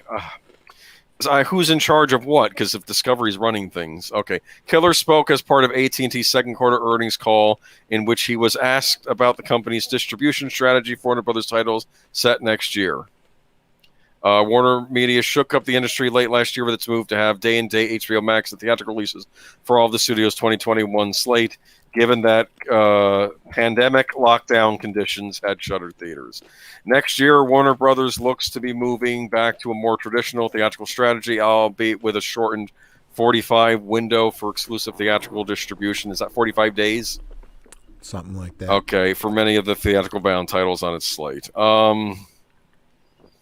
Well, I don't know. Look, let me tell you, everybody. Everyone thinks we're getting back to business as usual, but I don't know. You pay attention to Illinois and California and some of the other states, they're starting to go into lockdown mode because everybody's starting to panic about the Delta variant. So, it's time for Hollywood to start flexing their frickin' muscles unless they want to go out of business. It's time for them to start going to, the governor of California and saying, look, asshole, we want to not go out of business. So it's time for you to cut this shit out. People need to start being able to go to the movies. But they're doubling down on this streaming thing that is not working for them. It didn't work for them during the pandemic. Okay? We had films during the pandemic that people weren't paying for. How did Mulan do for you, Disney?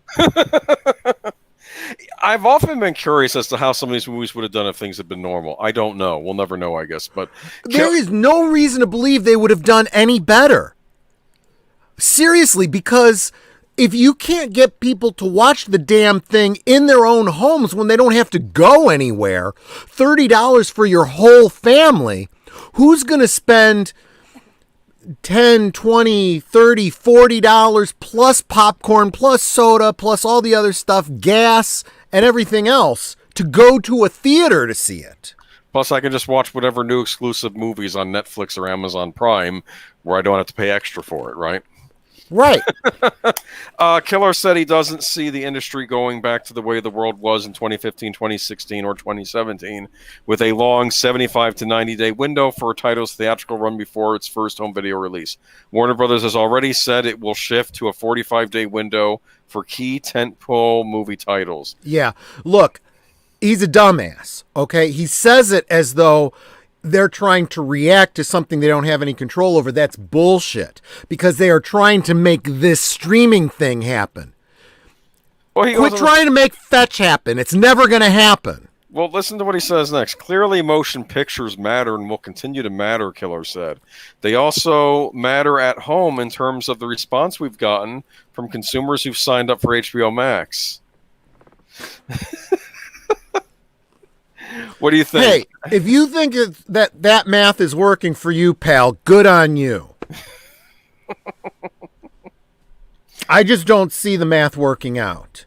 I mean, Oh, you and Jake are boycotting streaming because it costs too much on streaming shows or woke garbage. Is there anything streaming show that I like? I'll get back to you. The Unsolved Mysteries Netflix wasn't bad. But I'll tell you what, more and more people are going to the high seas, too. I like the Netflix Unsolved Mysteries show, but to be fair, all that is talking about real stuff that happened in the real world, so how woke can it be if it's just talking about reality, right? Okay. Well, but with the failure of Black Widow and Snake Eyes, that's interesting. I'll look for Snake Eyes. It looks like audiences are becoming more selective about the movies they are going to see. Mediocre is not going to cut it. Yeah, nope. Well, we want movies to be good again, okay? Well, and this is why I have such high hopes for Dune, right? That is not going to be a mediocre film. That is going to be flippin' visionary. It's going to be new. It's going to be flippin' incredible. Now, there was one other thing I wanted to say about Dune, by the way. I'm hearing a lot of people saying, and I've kind of seen some of it in the trailers too, they are still drawing some visual cues from David Lynch. in a way that I think is good. Because again, what did I say? You don't want to piss off any of your fan base. So yes, we are remaking something. If you were a David Lynch fan, we are going to honor some of what David Lynch brought to the whole Dune mythos. He did. He really did. He was the first one to give us a visual representation of something that was always a book up until then. They had interviewed Dennis before we had the whole pandemic lockdown, when I was actually very interested to see what he was going to do with Dune years ago. And he said that he was actually very about the David Lynch Dune movie. And he said a positive thing. He said he was very impressed with the aesthetic design, the visuals, how costumes looked. He said he sort of wants to kind of lift some of that. He said he was actually very impressed with a lot of the things in that. When I saw what the still suits speaking, looked like, my first thought was, what is he, just copying David Lynch? And then I was like, well, wait a minute, I got to kind of temper that. How much of that is being inspired by David Lynch, and how much was David Lynch inspired by the original book, right? And I argue if something works, use it. Yes. I'm not going to object to that. I mean, don't change something for the sake of changing it. If what happened before worked, I mean, I'm commend him for that. But speaking of theaters, Black Widow theater owners blast Disney's day and date strategy for undermining Marvel picks, box office, and future revenues. And look, I feel like they're bringing receipts here too. This is what I was already just saying. How did Black Widow do? It fucking failed. It failed hard. It didn't do great. Was that released? Regardless of what Disney is going to tell you, you know that when Disney starts releasing the first week streaming numbers, which they have never done for anything else, they're trying to convince you the movie did okay. It did not do okay. Oh, they were doing that with Captain Keep Marvel. in mind, what was I saying for the past year and a half? I said every month this movie doesn't get released, they're losing money on it. Because there's also the financial aspect. They've taken out loans to put money into this movie, and those loans come due, and they're paying interest on those loans.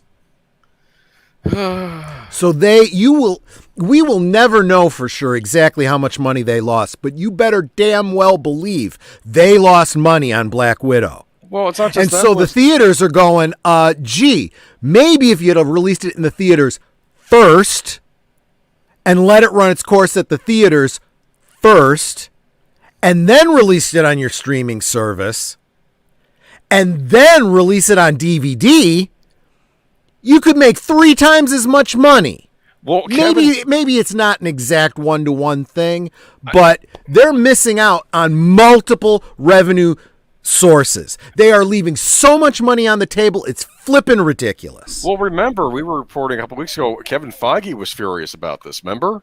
He didn't like this day and date strategy either. I think he saw the writing on the wall with That's right, he did. And as big a dumbass as I think he is, he's right on this one. He's right on that, yeah. The National Association of Theater Owners has finally spoken out about the financial peril involved with Disney's ambitious day-to-date, Theatrical Plus, Disney Plus, Black Widow. Okay, blah, blah, blah. And look, the theaters don't even need to strong arm at this point. At this point, they may just organically go the fuck out of business. And then where will you be, Disney? They're really hurting right now. Yes. In a press release dropped Sunday afternoon following our analysis of what went sideways in the Marvel Cinematic Universe, NATO asked... I don't like saying NATO. I'm thinking of... I know. Okay. Treaty organization. Okay. Asks how can a well-reviewed, well-received, highly anticipated Marvel title underperform, leading to a first week and Friday to Saturday collapse of 41% and a 67% drop in weekend 2? The organization comes to the same conclusion as we did in regards to Black Widow getting her legs picked off. Piracy and Disney Plus at-home cannibalism that impacts not just the box office, but the PIP's subsequent home window as well. So this will hurt the home window as well, because they're not going to then do the double dip, right? Right. Like you were saying, they're not going to go, okay, now I'm going to go rent it off the service, or I'll buy the home video release or whatever. And, you know, I mean, it's so freaking short-sighted. It really is. I don't know what these people are thinking. You know, they say if you keep doing what you've always done, you'll always you get what you always got or whatever it is, right? And they keep doing the same thing, getting the same results. Well, do you like the direction you're going in? Because by doubling down, all you're doing is getting there faster. Yeah. What's their next big release for Disney? Is it a Pixar release, or have they already churned all those out already? I don't even know anymore. I don't follow it like I did when I owned stock in them. Well, here's another problem too. I don't follow things out. This whole day and date to video makes me less excited for the movies. Have you noticed that? One of the other things that the guys over at Midnight's Edge pointed out, and I get it, when a movie used to come out, you'd see advertisements for it, right? You'd say, Black Widow, in theaters, August 3rd, whatever, and you would just go check your local listings, right? Because you knew it was coming to a theater near you. And, you'd see, is it at the local theater? No, but it's at the big multiplex. Okay, it's playing at this time. I can go see it there, and I can get dinner beforehand. Okay. Well, now it's like, oh, great. It's coming out this night. Where is it coming out? Let me see. Oh, it's on Disney Plus. I don't have Disney Plus. I have HBO Max. I guess I can't see it. Get dinner beforehand. Yeah, I used to be able to do that near my mall theater, except half the restaurants in the area have shut down. Yeah. Yeah. Oh, I'm sorry. I'm fine. Well, and that's the other thing. This time last year, people were talking about, these cinemas getting some kind of a bailout. They were holding out for a bailout. Well, you know what?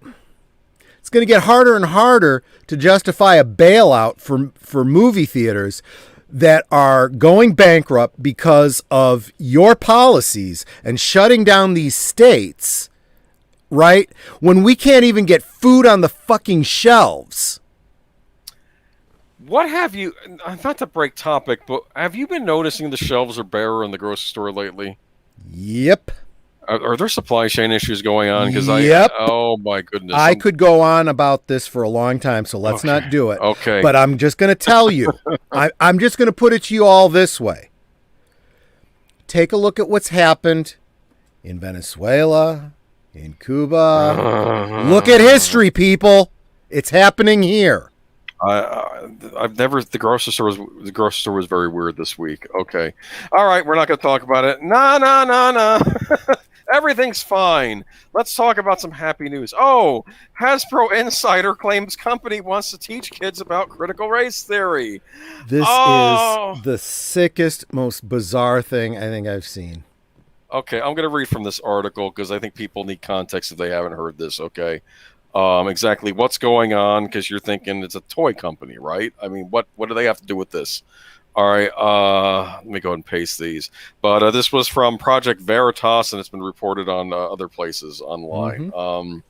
This is kind of really creepy. Okay, so let me go ahead and start reading. All right.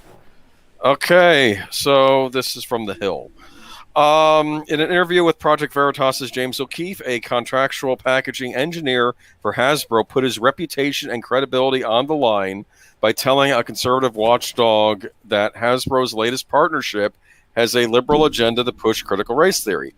David Johnson sat down with O'Keefe, claiming that a family-operated social justice organization, the Conscience Kid, is giving Hasbro employees critical race theory training who will implement changes to their toy franchises, Newsweek reported. This is Newsweek, okay? Johnson, who is black, said the Conscious Kid interactive training, which he said was mandatory for him, Hasbro disputes this, teaches that toddlers as young as 2 could be racist and using race to reason about people's behaviors. These are 2-year-olds, okay? By the time toddlers are 3 years old, they were able to express racist language intentionally, specifically white toddlers who hold out explicit or overt negative attitudes against people of color. At age 4, toddlers could have strong and consistent pro-white, anti-black bias. Okay, well, I'm sure I know what you think of this. At the age of 5, okay, well, should I keep reading this nonsense? I guess we got to give context. At the age of 5, children show many of the same racial attitudes held by adults. Children are really sensitive to the status of different racial groups in our society, show a high status bias toward white people, which is the socially privileged group in our country. White children show pro-white bias at this age, according to the Conscious Kid. Conscious Kid was founded by couple Katie Ishizuka and Ramon Stevens, who share 2 children of color and began lending books to a library because there was a lack of black representation in children's books at their local branch, is a quote-unquote an education, research, and policy organization dedicated to equity, promoting healthy racial identity development in youth, according to the official website. O'Keefe is known for employing agents, sometimes going undercover himself to film his political opponents in an off-the-cuff edited videos. Johnson, on the other end, came forth to O'Keefe's studio and to unveil what he called an absurd training. I think it's absurd to just state as a fact that that children are going to be racist and using race to reason about who they're going to play with and discriminating based on, Johnson said. Johnson was not clear on what products and packaging Hasbro and the Conscious Kid are using to indoctrinate children, but the rogue employee believes attempting to teach children about racial bias is flawed. Okay. Look, any parent that buys this bullshit, they need to be told, you know what you need to do in order to stave off climate change? You need to sacrifice your children to the gods of climate by throwing them into a volcano at the solstice. That's how stupid these effers are. You know, we talk about people doing, what is it, like Gina Carano taking a heroic stand. So this guy is also I agree. A stand. And it's a little bit harder to marginalize this guy because he's black. Yes. And he's saying, this is bullshit. Look, a lot of the critics, critics of critical race theory to it are all races coming out saying this is bullshit. Yeah. Okay, don't do this to the kids. Look, okay. This was the kind of stuff that I heard them saying in a different way about how black children were growing up, not feeling good about themselves, not feeling they were dumb compared to white people. There were all these behavioral studies, okay? Right. And I looked at that and I'm like, that's just flat wrong. No one should ever feel that way. No. And they are purposely, that's what this CRT is. They're purposely trying to make white kids grow up feeling that way.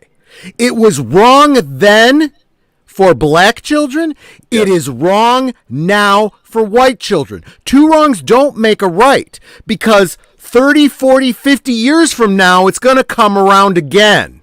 And then it's going to be even worse, and it's just going to cause more racial strife, and we don't need that in this country, okay?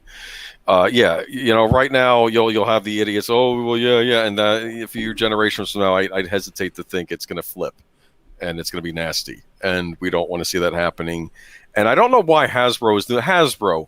These are the Wizards of the Coast people, right? Yup. Okay. Yup. Hasbro needs to go. There's no saving this company at this point. I will say one thing about this. Yes. A possible upside, and I'm saying this slightly tongue-in-cheek. Okay, yeah. And that's that maybe that means that we'll get more army builders in the Star Wars line of color. We'll get Bespin guards that are black and Asian, and we'll get... I'm serious, because it's... Right. For us, it's for those of us that like to collect these, we want that diversity. And sometimes those are the harder ones to get. So, hey, Hasbro, let's have that diversity. Put out 3 times as many, of the army builder figures. And I actually have seen some positive steps in that regard, because I just saw a what's it called? A Hoth stormtrooper with removable cowl that has white and a black face underneath. I'm like, okay, good. Not that we really needed stormtroopers with removable helmets, but okay, it's a step in the right direction. I'm good with that. Yay. You want to put out ethnically diverse Barbies? I'm good with that too. That's a great thing. No one's objecting to any of that. But you start pushing an agenda of you're white, you're evil, you're racist.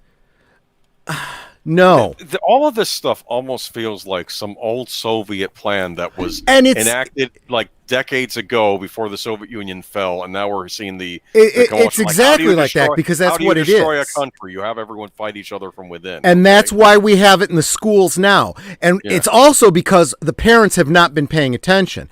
I am encouraged to see all the parents that are starting to stand up at school board meetings and voting these dingbats out and saying, no, we will not have our children taught this. But, I mean, better late than never. But you should have been paying attention long before now. Yeah, well, yeah. I'm not going to say you're wrong there.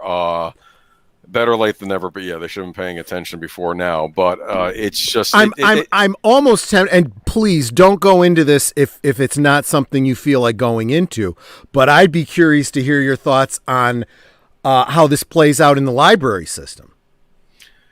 Well, not that I would ever. we don't have to go into that. I just thought I'd mention it. I'll tell you after the stream, but I'm not worried right now if that's what you're thinking. Okay. I haven't seen anything. I haven't seen. I still see the libraries as a public sphere. For instance, those Dr. Seuss books, which this couple was behind getting pulled. Library will not pull those. We are an information thing. We house books of different opinions. Now, of course, staff members probably vary opinions too, but even staff members, people come from different political persuasions. I really feel like it's a public space. I really feel like even some of the most liberal people that I know, a lot of them that I have any respect for are of the mind, well, you know, I may not agree with you, but I certainly don't believe in book banning. I don't believe in book burning. You know, I don't believe. That's precisely it. Yeah. You know, so they're not gonna be. As far as I know right now, I haven't seen anything that gives me worry. But like I said, well, that'll put me in an odd situation if that day comes, though. So I'll have to keep abreast of it.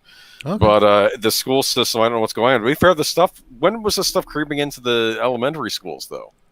I don't think it's recent, right?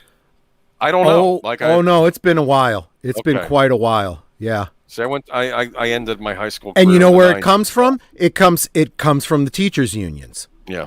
Those unions are definitely your socialists. I've been saying it for a long time, and people have been, that are all pro-union. Oh, they're protecting us. Yeah, you can protect yourself. You don't need institutionalized organizations to protect you. That's what collective bargaining is for. You pull together a union. You go and you fight your fight, and then after you get your contract signed, you disband it. Otherwise, the unions start existing to propagate themselves. Yeah. I was starting to read that. I'm glad you pulled it up. Yeah, as a former library worker, as from Verizon, I can tell you that administration is very woke, but the librarians and line workers are still pretty broad-minded. Good. This is how I treat myself. If a patron comes in and wants to start talking politics, I do my best to shut it down, even if I agree with the politics of the patron, because I at this point, this is a public sphere, and I'm not going to be sharing with you my opinion while I'm on the job, okay? And I would argue that most people usually understand that. Yeah. You could say, look, I'm here to help anybody find any book they're looking for. Or information, or if they need help printing. But I need to be unbiased and, Yeah. and professional or whatever. Whoever comes in, I try my best to treat patrons, all walks of life, the same. Okay, exactly. And I was that way when I taught too. I tried. This as a student, I'm the teacher. That's what it is. Look, okay? I know I've told this story before, but when I was in college, and believe it or not, it was in an English class of all places, that I had a teacher that was part of the lesson was a book on critical thinking. I'm not entirely sure what that had to do with the English class, but it was interesting. I learned everything about logic and critical thinking from that teacher. And she was a big one on don't let anyone tell you what to believe. Check your sources. Think for yourself. You think for yourself. And she would never answer when people would ask what her opinion of this was, what that was. She'd say, I'm sorry, that's personal. It's not relevant to the class. I want you to think for yourself. Now, from a little bit of knowledge I had of her outside of the class, And, certain cues that you get, she was probably pretty darn left. But I respect the hell out of her not pushing that agenda, and staying objective. So. Oh, look at this. I actually had a student come in doing a polling project for a class, and they tell me our library didn't let us comment on public policy on the job. That was still policy when I left. Yeah, I think it still is too. It's yeah. But let me see here, though. You can check out his response to the whistleblower's response, because he responded to Hasbro's official statement too.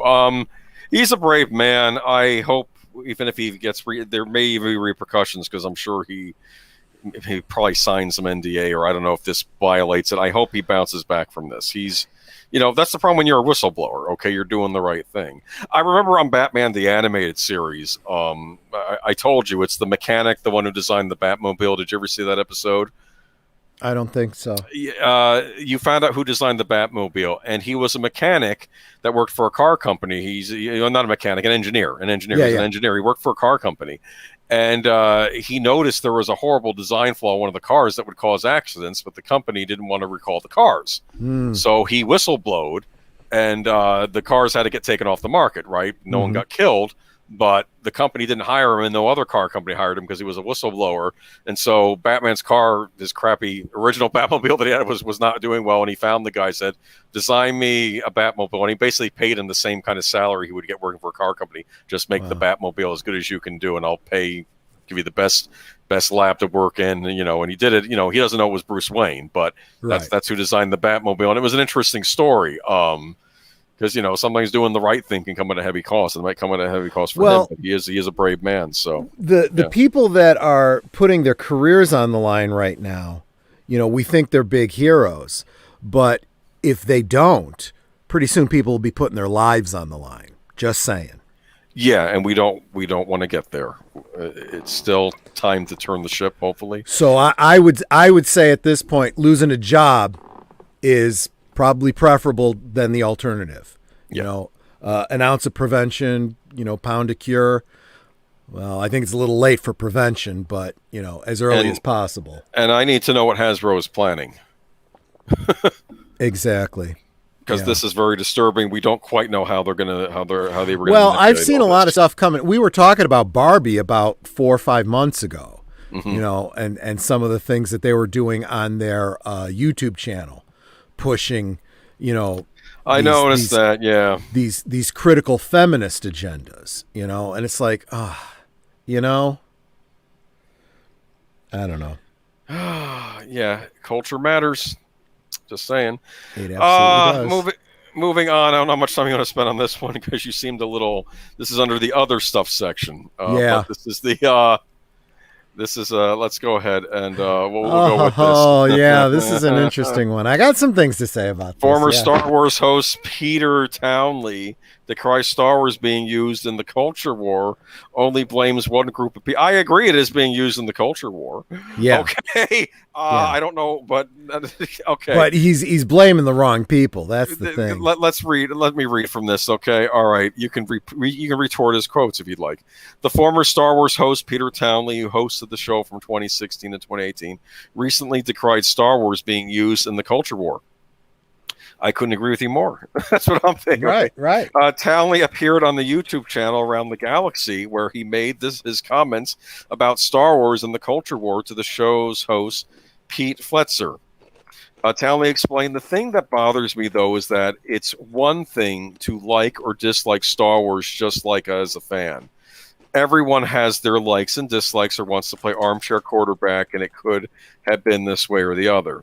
He continued, the really bad faith stuff that I don't like is when Star Wars is being framed as part of some sort of ongoing culture war, which is essentially just real-world political ideas trying to grab onto Star Wars.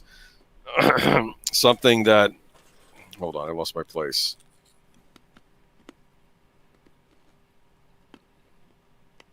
Okay, now we got that air.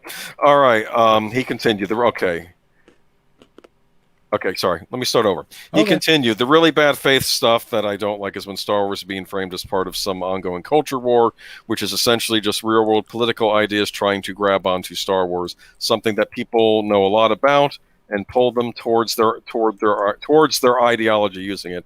That should probably be toward anyway. I could argue that I would still agree with that. Townley then points to a specific tactic he takes issue with.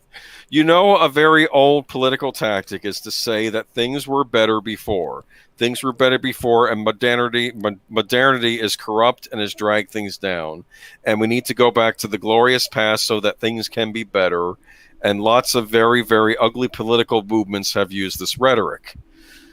Okay, Star Wars is a very easy target for this because there are people who are age and somewhat younger who have this nostalgia for the original trilogy and might be very swayed by someone making the argument that, you know, Star Wars was better in the 70s and 80s, and the people who are making it now just don't get it, man, he asserted. Okay. Townley then makes it specifically clear he's only decrying one side, and that's someone's entry point in trying to convince you that modernity, the things that go along with it, all the other ideas that have changed since then about diversity, inclusiveness, and that those things are really bad. I think that you're using, this is my personal opinion, I think you're using diversity and inclusiveness as a shield to cover up the fact that you made some shitty movies. Okay, yep. That's my personal opinion. Okay. Yeah, because he's totally going against what he said before, where he said, what was it? Something about it's one thing to say, you know, what was it? Where was it? He said that. I don't know. Very. It's a bad page. It was. Yeah, it's hard to follow this too. Horrible page. I cut and pasted it. Pictures. Was it the very ugly political movements have used using this as an entry point to? Oh, here it is. The thing that bothers me, though, is it's one thing to like or dislike Star Wars, just like as a fan. Everyone has their likes and dislikes or wants to play armchair quarterback. Look, you're just taking all of that back because you're saying, no, it's not. Because if you don't like it, you're of this particular political ideology and so on and so forth. No. Look, that would be fine if it was just you and me, boomer, and kids of the 70s and 80s that were saying this. It's not. It is people younger than us, people that didn't come into Star Wars until the prequel trilogy, you know, that didn't try getting into it until after Disney picked it up and said, no, this is shit, man. And then their parents would go, no, check out these movies. Oh, well, that's good, you know? Oh, or as I says, listen, you're not supposed to notice they're taking over. When you do, you're causing a culture war. Yeah. Look, and this also comes back to what I was saying about everyone else in all the other articles that we looked at tonight. Read The Fucking Room. You're way behind the curve on this one, you dumb shit. Okay? This war has been fought in Star Wars. Your side already lost, and they're on their way out. That's why he's not. This is why he's former. What is the article? First word. Former the Star Wars show host. There's a reason you're former, you jackass. Yeah, I have a question for you. You're a big Doctor Who fan, right? At least at one point, right? Yeah, I was until it became Doctor Her. Yeah. Yes. During the Stephen Moffat era, and who was before him? Oh, R.T. Davies. No, before Moffat. Yeah. John Nathan Turner. Russell T. Davies. Well, Russell T. Davies. I'm sorry, I couldn't hear you. Russell T. Davies. Yes. I'm gonna say, would you have considered that a right-wing show? No, imagination. No, not at all. It was always at least somewhat left-leaning. Yes, kind of liberal. Absolutely, and I did not have a problem with it. Sometimes it was a little eye-rolly, but it was never because they put story first. Yeah, they put the characters first. They put the adventure first. If they had other stuff like the fact towards the end of the Stephen Moffat era, there was some very cringy things. There were that I could have let go, but when he left and Chin Balls took over, that's it. It was just all done. It was all just all in. And no story left, and I'm out. It's also throwing the cannon in the dumpster, which is everyone loves to say this about Star Trek too. Star Trek was always very very liberal. It really was. We all knew this. We were all good with it.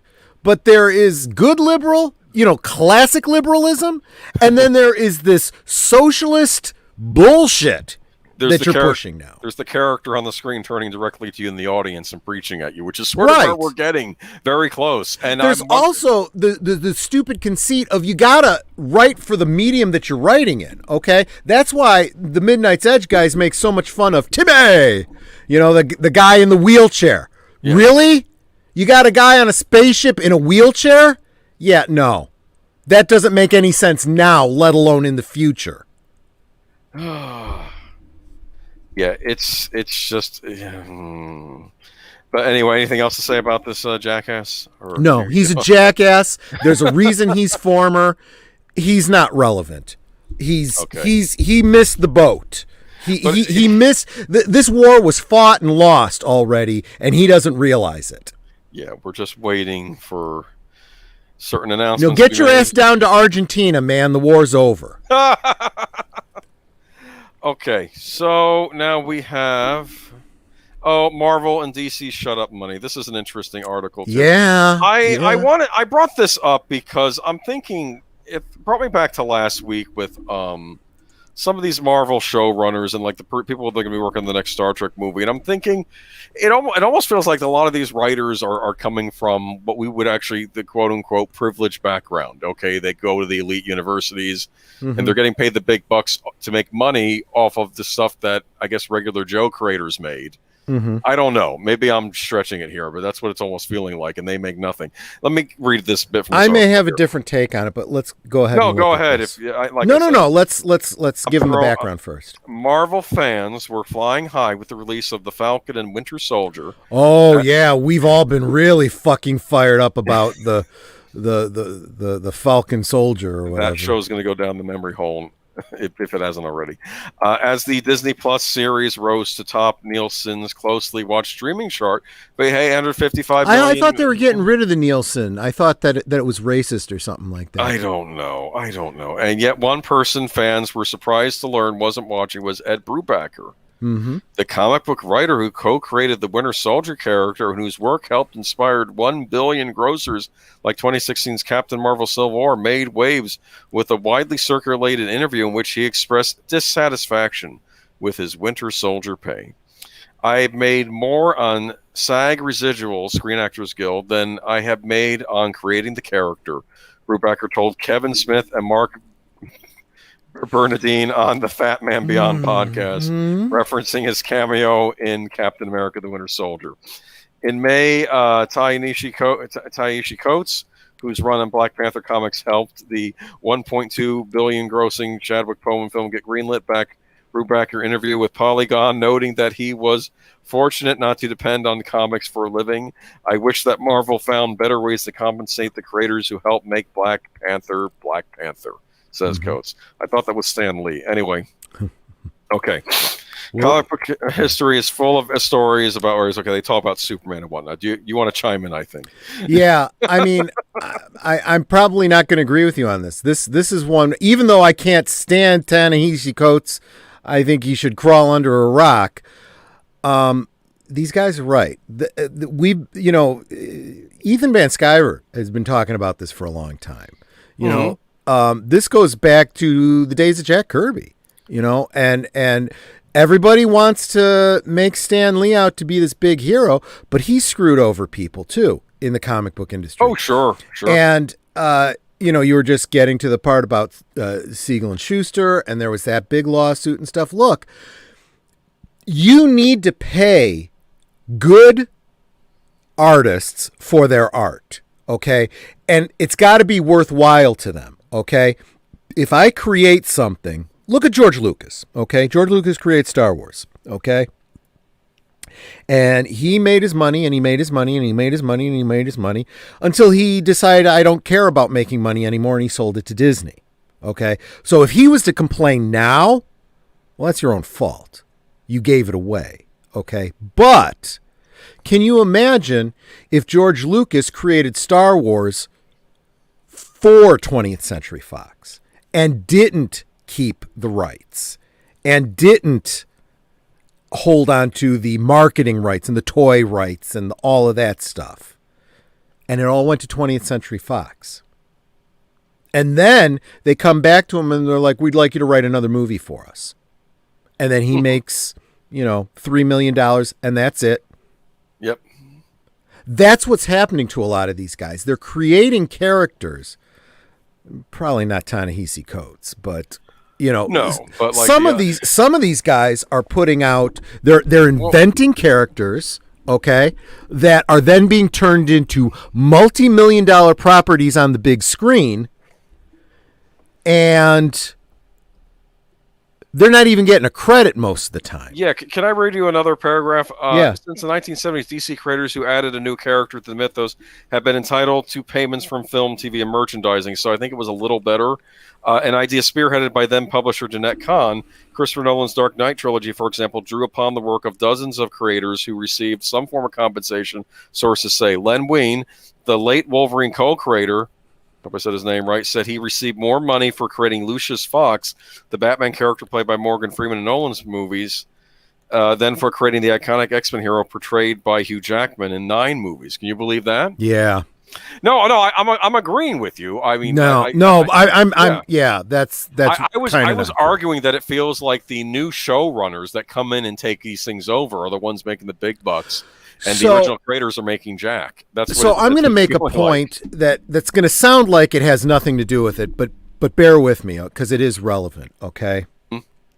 There's been a big argument against deforestation for a long time, and how you shouldn't use paper, go paperless, save trees, okay?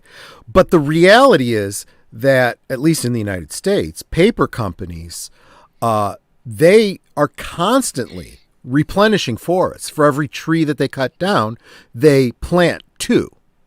They're actually creating more trees than they take down.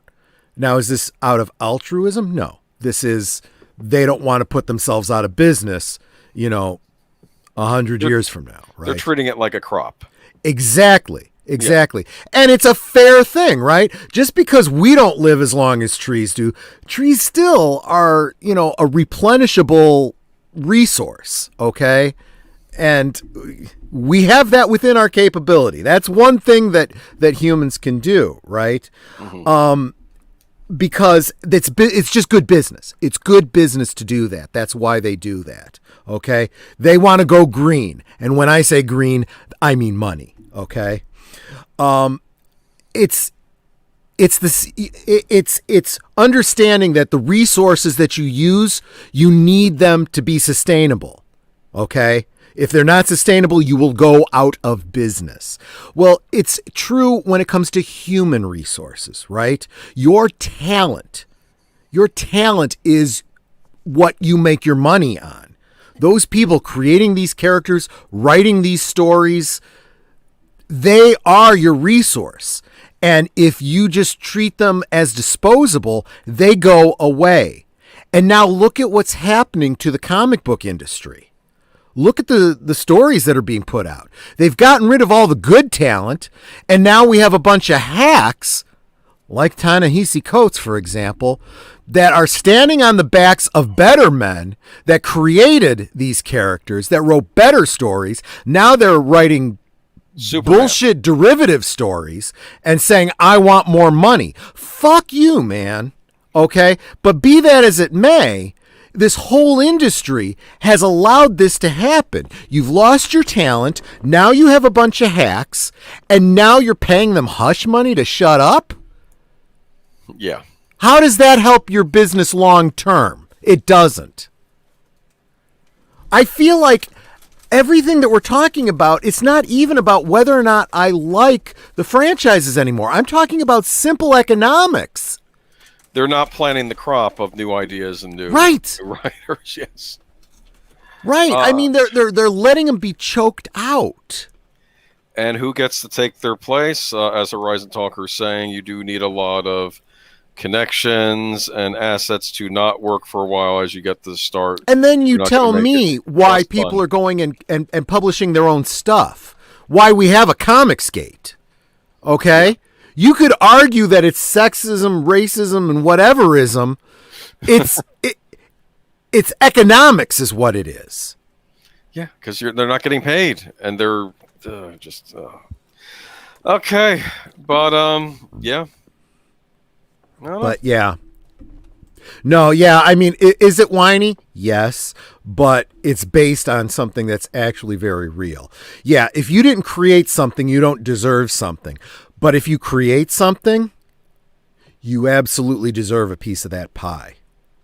And if you as a big company aren't willing to give it, then you shouldn't expect to get it ever again. And you will lose the talent, and you will end up recycling shit over and over and over again until people don't care about it and you go out of business. I'm waiting for that day to come, but we'll see.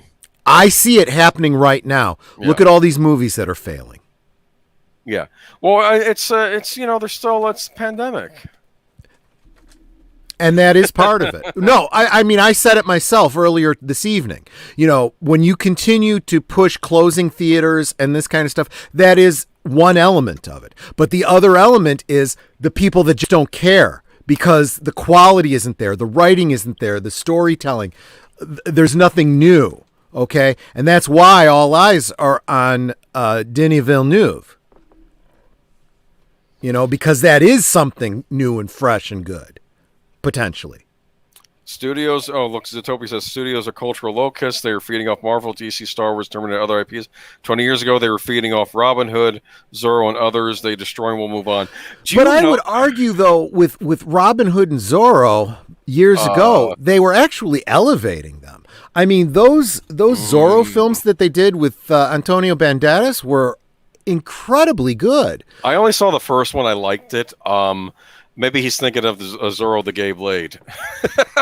Well, those were parody and farce. I mean, I'm going to say this though, for Robin Hood, I've often argued the two characters Hollywood doesn't seem to understand are Superman and Robin Hood, but they're still alive in Hollywood. They did that Russell Crowe Robin Hood movie with Ridley Scott. Did you see that one? Yeah, that sucked. I didn't see it because I knew I bursted laughing when I came out of the theater. It's no. But you know, even I even liked Robin Hood, Prince of Thieves for all of its flaws. It's okay. I do not like the director's cut better of that. Actually, they have an unrated version out where it's revealed that the sheriff's mother isn't really a witch. She's just looking at the keyholes, and so I don't know. Actually, that sounds interesting. You know what? Have fun. Okay, I'm not trying to pick on. Never mind. I don't know. Maybe the execution isn't very Here's good. Here's the deal. I had a reaction to the Russell Crowe one. I'm like, I'm gonna rent Prince of Thieves, and I had a bad reaction to this has problems too. Like, I like Morgan Freeman in it. More and I don't know. There are good parts about it. I'll say that. And then we had the last Robin Hood movie made that everybody seemed to hate. God. It got torn apart. God. I didn't even bother seeing it. Yeah. And then there was that BBC Robin Hood series they made a couple years back, which I thought started out okay, and then it went off a cliff. Yeah. I'm just done. I'm done. Well, that's it's BBC, the BBC. Though. You can't expect. I mean, the BBC may as well be the CW. Yeah, well, I guess it's there now. Okay, but I am going to say this though. And apparently Sony, this was a rumor floating around years ago. They were wanting to do a cinematic universe based in the Robin Hood, and I'm like, how on earth would you even do that? Are you going to have Alan Adale's going to get his own movie? Little John's going to get his own movie? And then they're all going to team up? That doesn't make any sense to me. Okay, but what do I know, right? Are there any other properties that would be contemporaneous with Robin Hood? You know what? That can be a Friday night stream sometime. We'll do how we'd set up a Robin Hood cinematic universe, okay? If you're so... Well, wait a minute. I don't think we could get 2 to 3 hours worth of chat about that because I can't even imagine how to do that. Neither can I. I thought you had ideas. Were you just talking? Okay. No, I was actually asking the question because usually when you think about, cinematic universe, it's bringing properties together, right? If you could bring Dracula and Frankenstein, all these other separate books that take place at the same time together, that's one thing, But is there anything that would be set in the same time period in England during the time of Robin Hood? I'm trying to think off the top of my head. I don't think so. Yeah. I mean, that makes it very historically, difficult. was there something going on in France at the time? I don't know. I don't know. The French were usually the villains on Robin Hood anyway. Scarlet Pimpernel would be, That's years long time later. I don't know.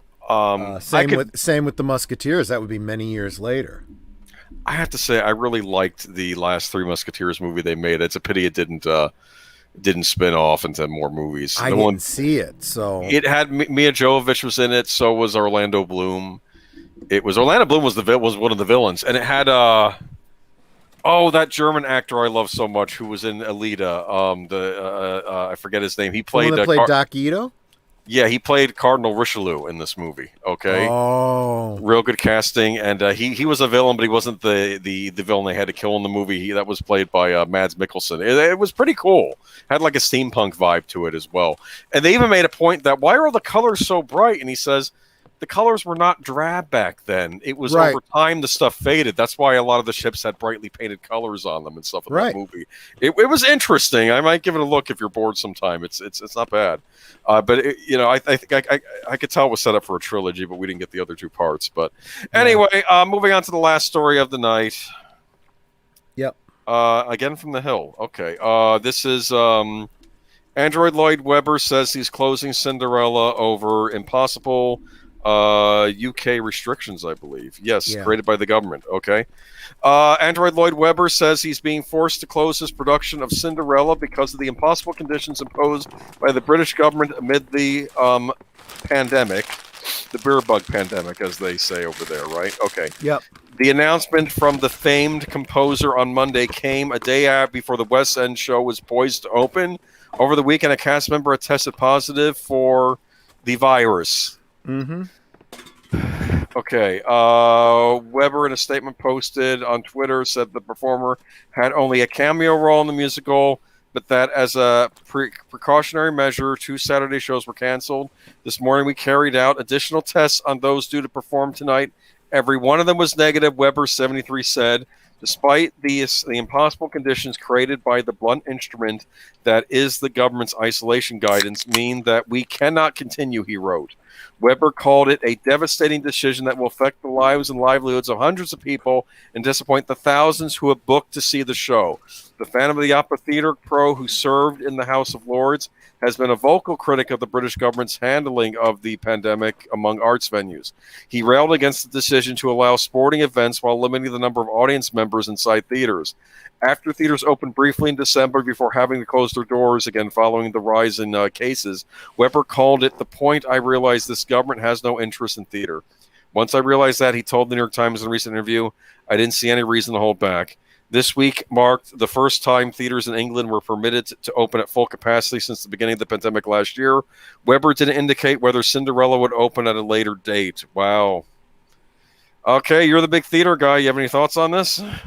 Look, you don't even need to be a theater guy to look at what's going on here. This is absolutely no different than what we just got through talking about with the cinemas. Okay? We've got a bunch of stupid-ass governments trying to control something that is not controllable, not letting people live their frickin' lives, tightening their grips, no freedom, not giving us the freedom of choice. Look, my body, my choice. If I want to go see a frickin' movie or a play, then damn it, it's my right.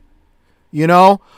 Or you just make sure that everything gets shut down and we all just hide in our bunkers and the only people that work are the people that put out, food and the drugs that you want us to consume whether we want to or not. I mean, that's what it's really becoming. It's absolutely freaking ridiculous.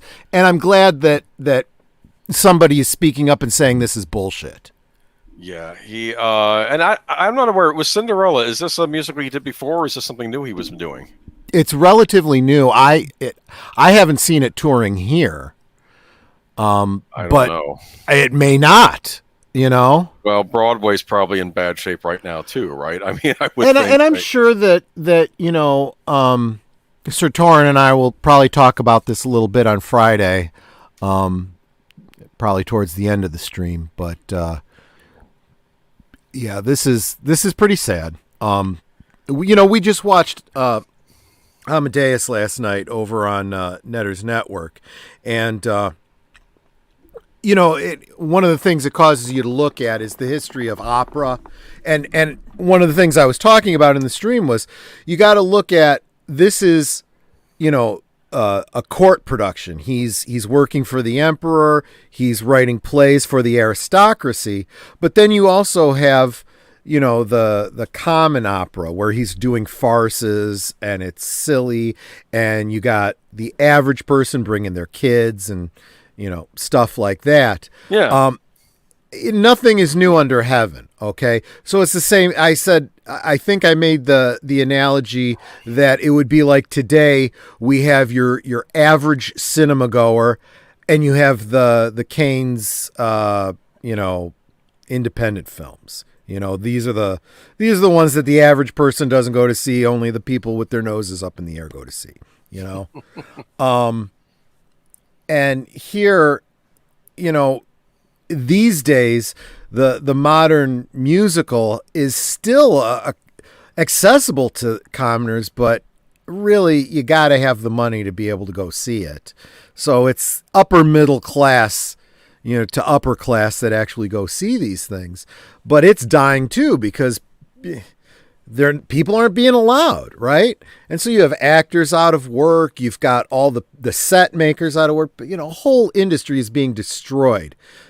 Because I don't know what the mentality is of people. Do you honestly think we're going to get to zero contagion on any virus? It hasn't worked. It didn't even work for smallpox because we decided we were going to throw open our borders. And just when we thought we had everyone inoculated and smallpox was gone, suddenly we had it pouring in over the borders. How is this happening? Well, fuck, I don't know, man. Maybe because people are coming in illegally, they're not coming in and getting inoculated. And congratulations. You can blame anti-vaxxers. The anti-vaxxers are the people you're letting into this country that aren't coming in legally, for crying out loud. Have we eliminated influenza?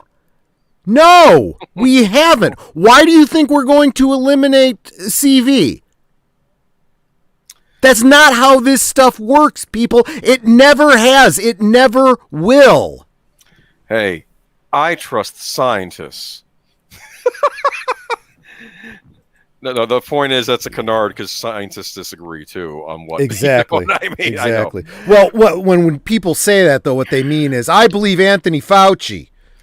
Yeah, if you believe Anthony Fauci, you need to. Okay, he's been caught lying even about. Amen. Okay. Amen, Anthony Fauci.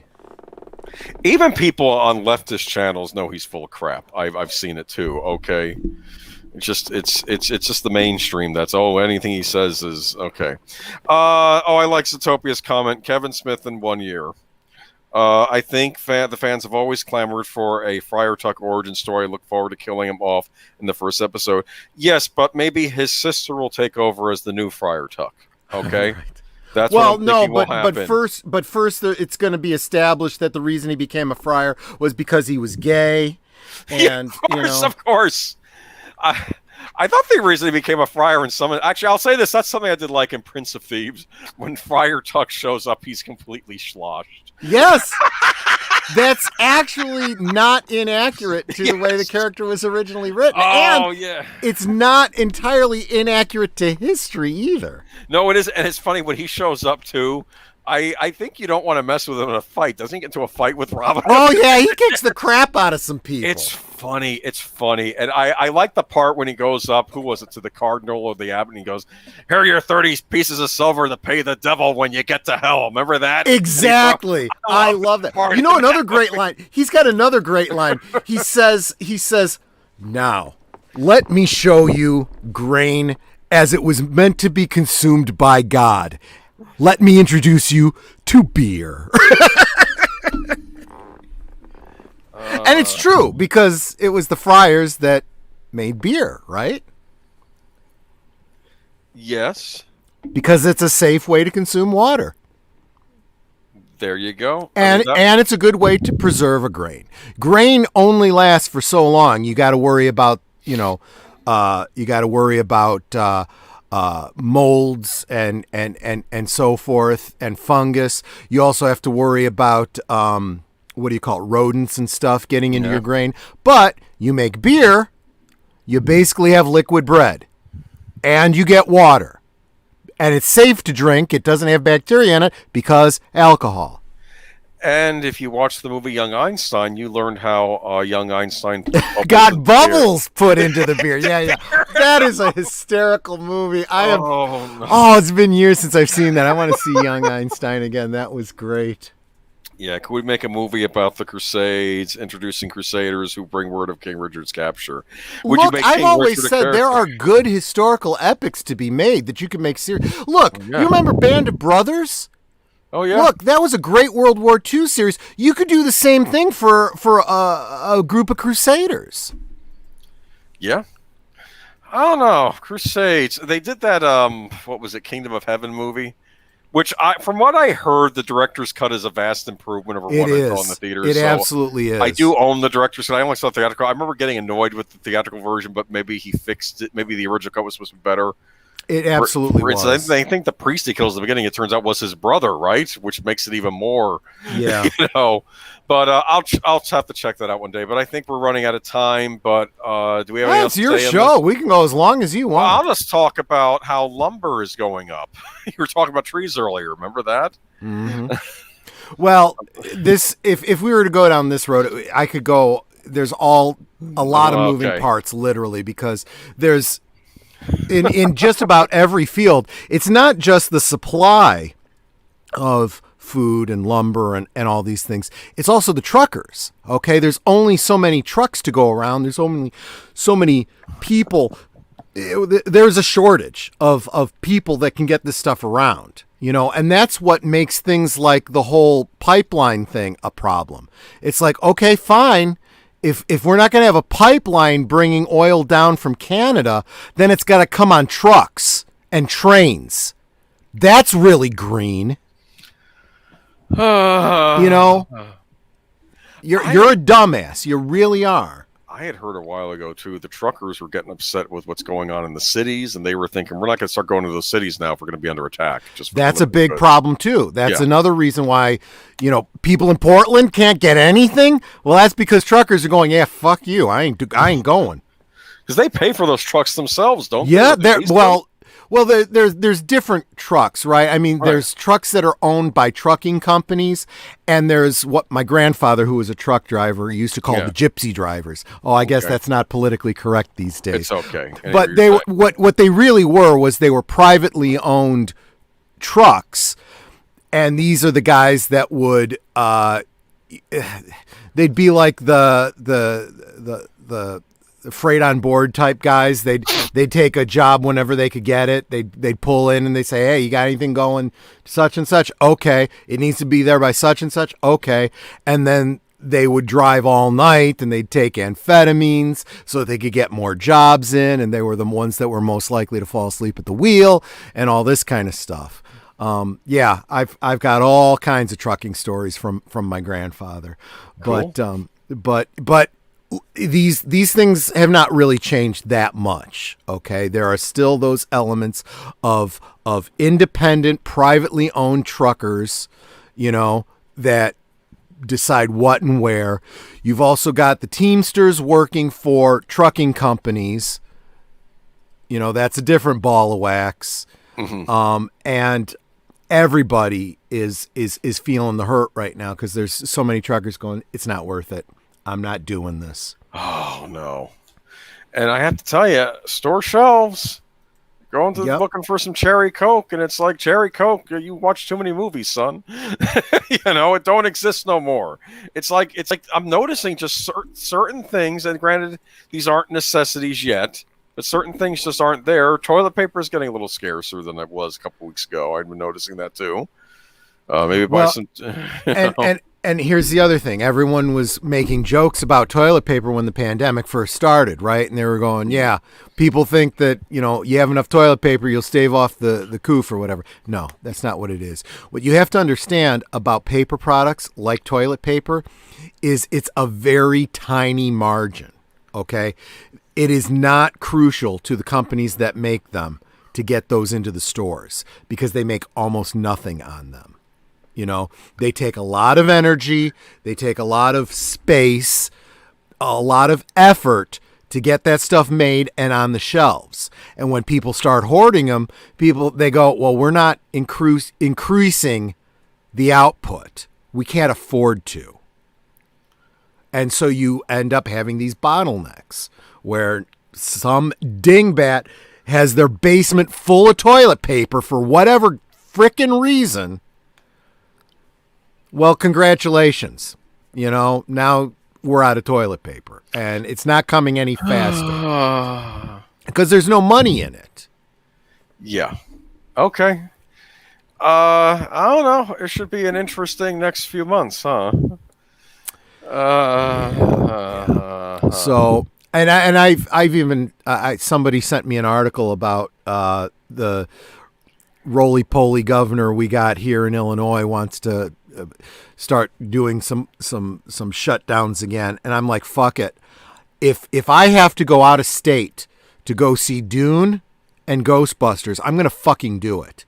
Do it. Make a night. Make a weekend of it. I'm gonna make a weekend of it. I'll go stay in a hotel. We'll go see the movie. Have a nice dinner, maybe.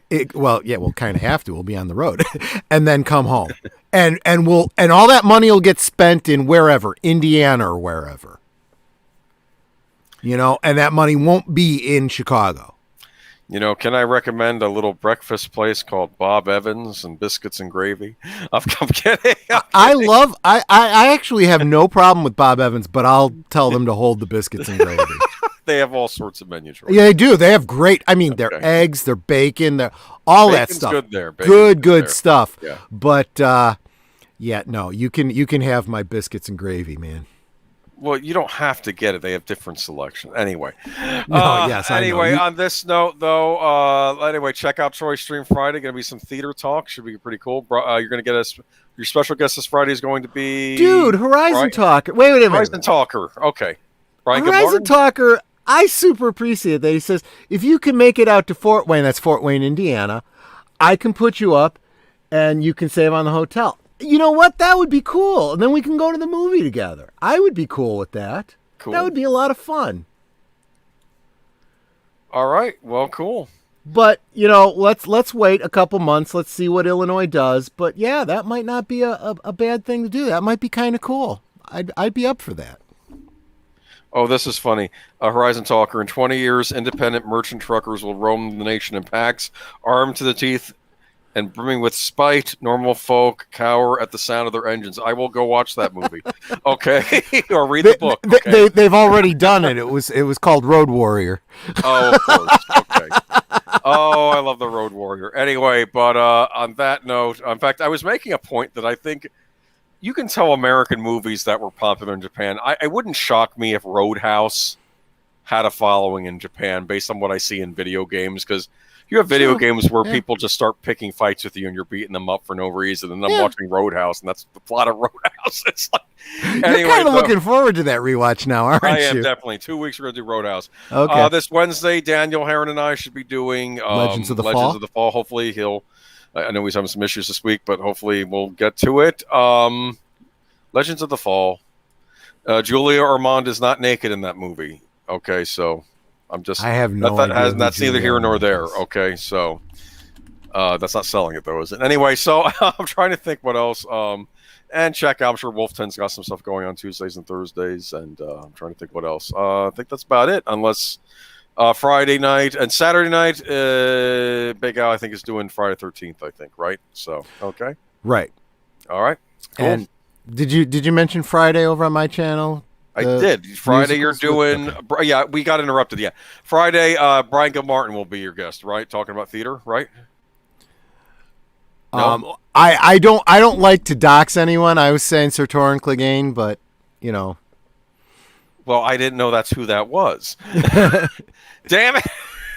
Don't dox anyone, okay? That's why I always call you Agent Boomer on air. Darn it. Well, wait a minute. Okay, never mind, but I didn't know that's who that was. We're having an anniversary and another slip. Okay, that makes perfect sense. Okay, ignore. You know what? I'll clip this up and we'll hide the stream in a week, maybe. I can cut it off for Rumble. Okay. Anyway, on Friday, I'll be talking with somebody on my channel about Darn it! Why didn't Broadway musicals. Okay, I'm moving right along. And Saturday over on Big Al's channel, we'll be watching Friday the 13th.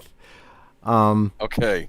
And Big Al, if you catch this later, just keep in mind, next Friday the 13th is followed by Saturday the 14th. Just saying. All right. Catch you guys later, okay? Take care, everyone. Take care. Bye-bye. Bye.